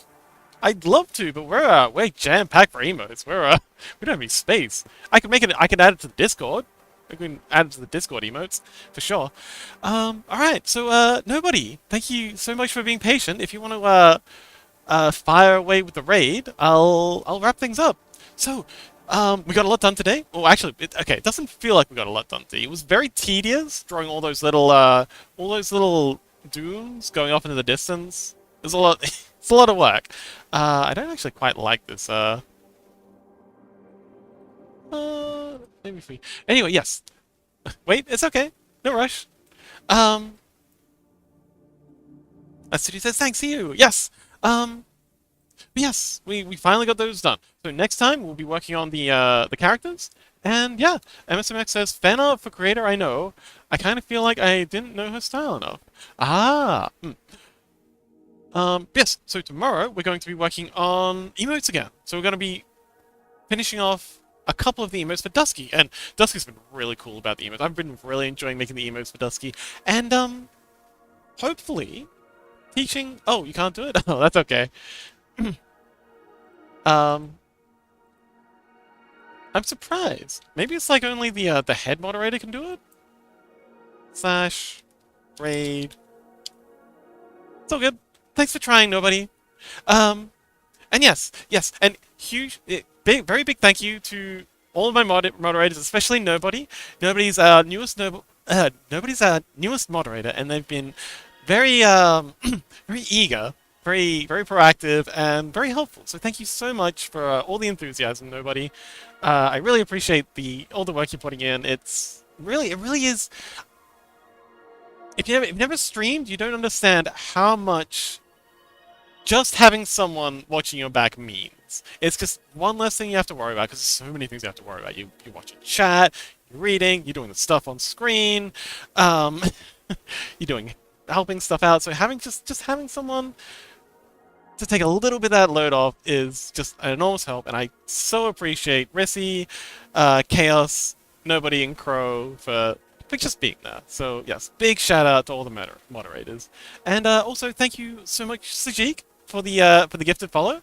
Chaos, I'm sure Chaos will appreciate the emotes, and yeah. So tomorrow we're back into emotes, and then the day off is my. The next day is my day off, and yeah. So thank you so much, everyone, for coming along. It's been a wild 1,000 hours. This is our 1,000-hour anniversary. Let's go. So yeah, thank you so much, everyone, for being around for the 1,000 hours, and I will see you next time. Bye.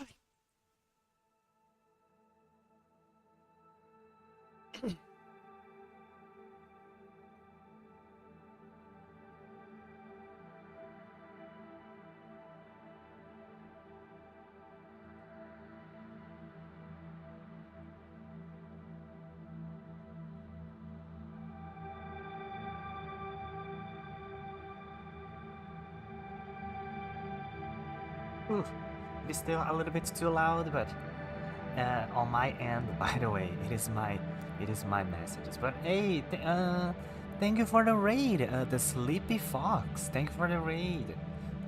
Really appreciate it. Okami with the knife, and a bunch of like emote like this. Well, thank you. Raider from the Sleepy Fox Fugo. So, wait, was it you, Fugo, who like suggested me? Now I understand. Very suspicious. Very suspicious. But still, thank you. Yes, I love the emote. No, I can see it on my end. But yeah. Yeah, thank you for the raid, and thank you for the follow. Okay, I've already missed. Where is it? I have to open it. My Twitch. And thank you for the follow, Yummy Goat and the Sleepy Fox. Hey, thank you for the follow. Yeah. But yeah, thank you. I forgot to tell you, see ya before I stopped. Hey, Fugo threatened me with violence if I didn't raid. Just kidding. They asked nicely. Well, thank you. That is very kind. It's very kind of both of you. You who suggested and you who raided. So yeah, thank you.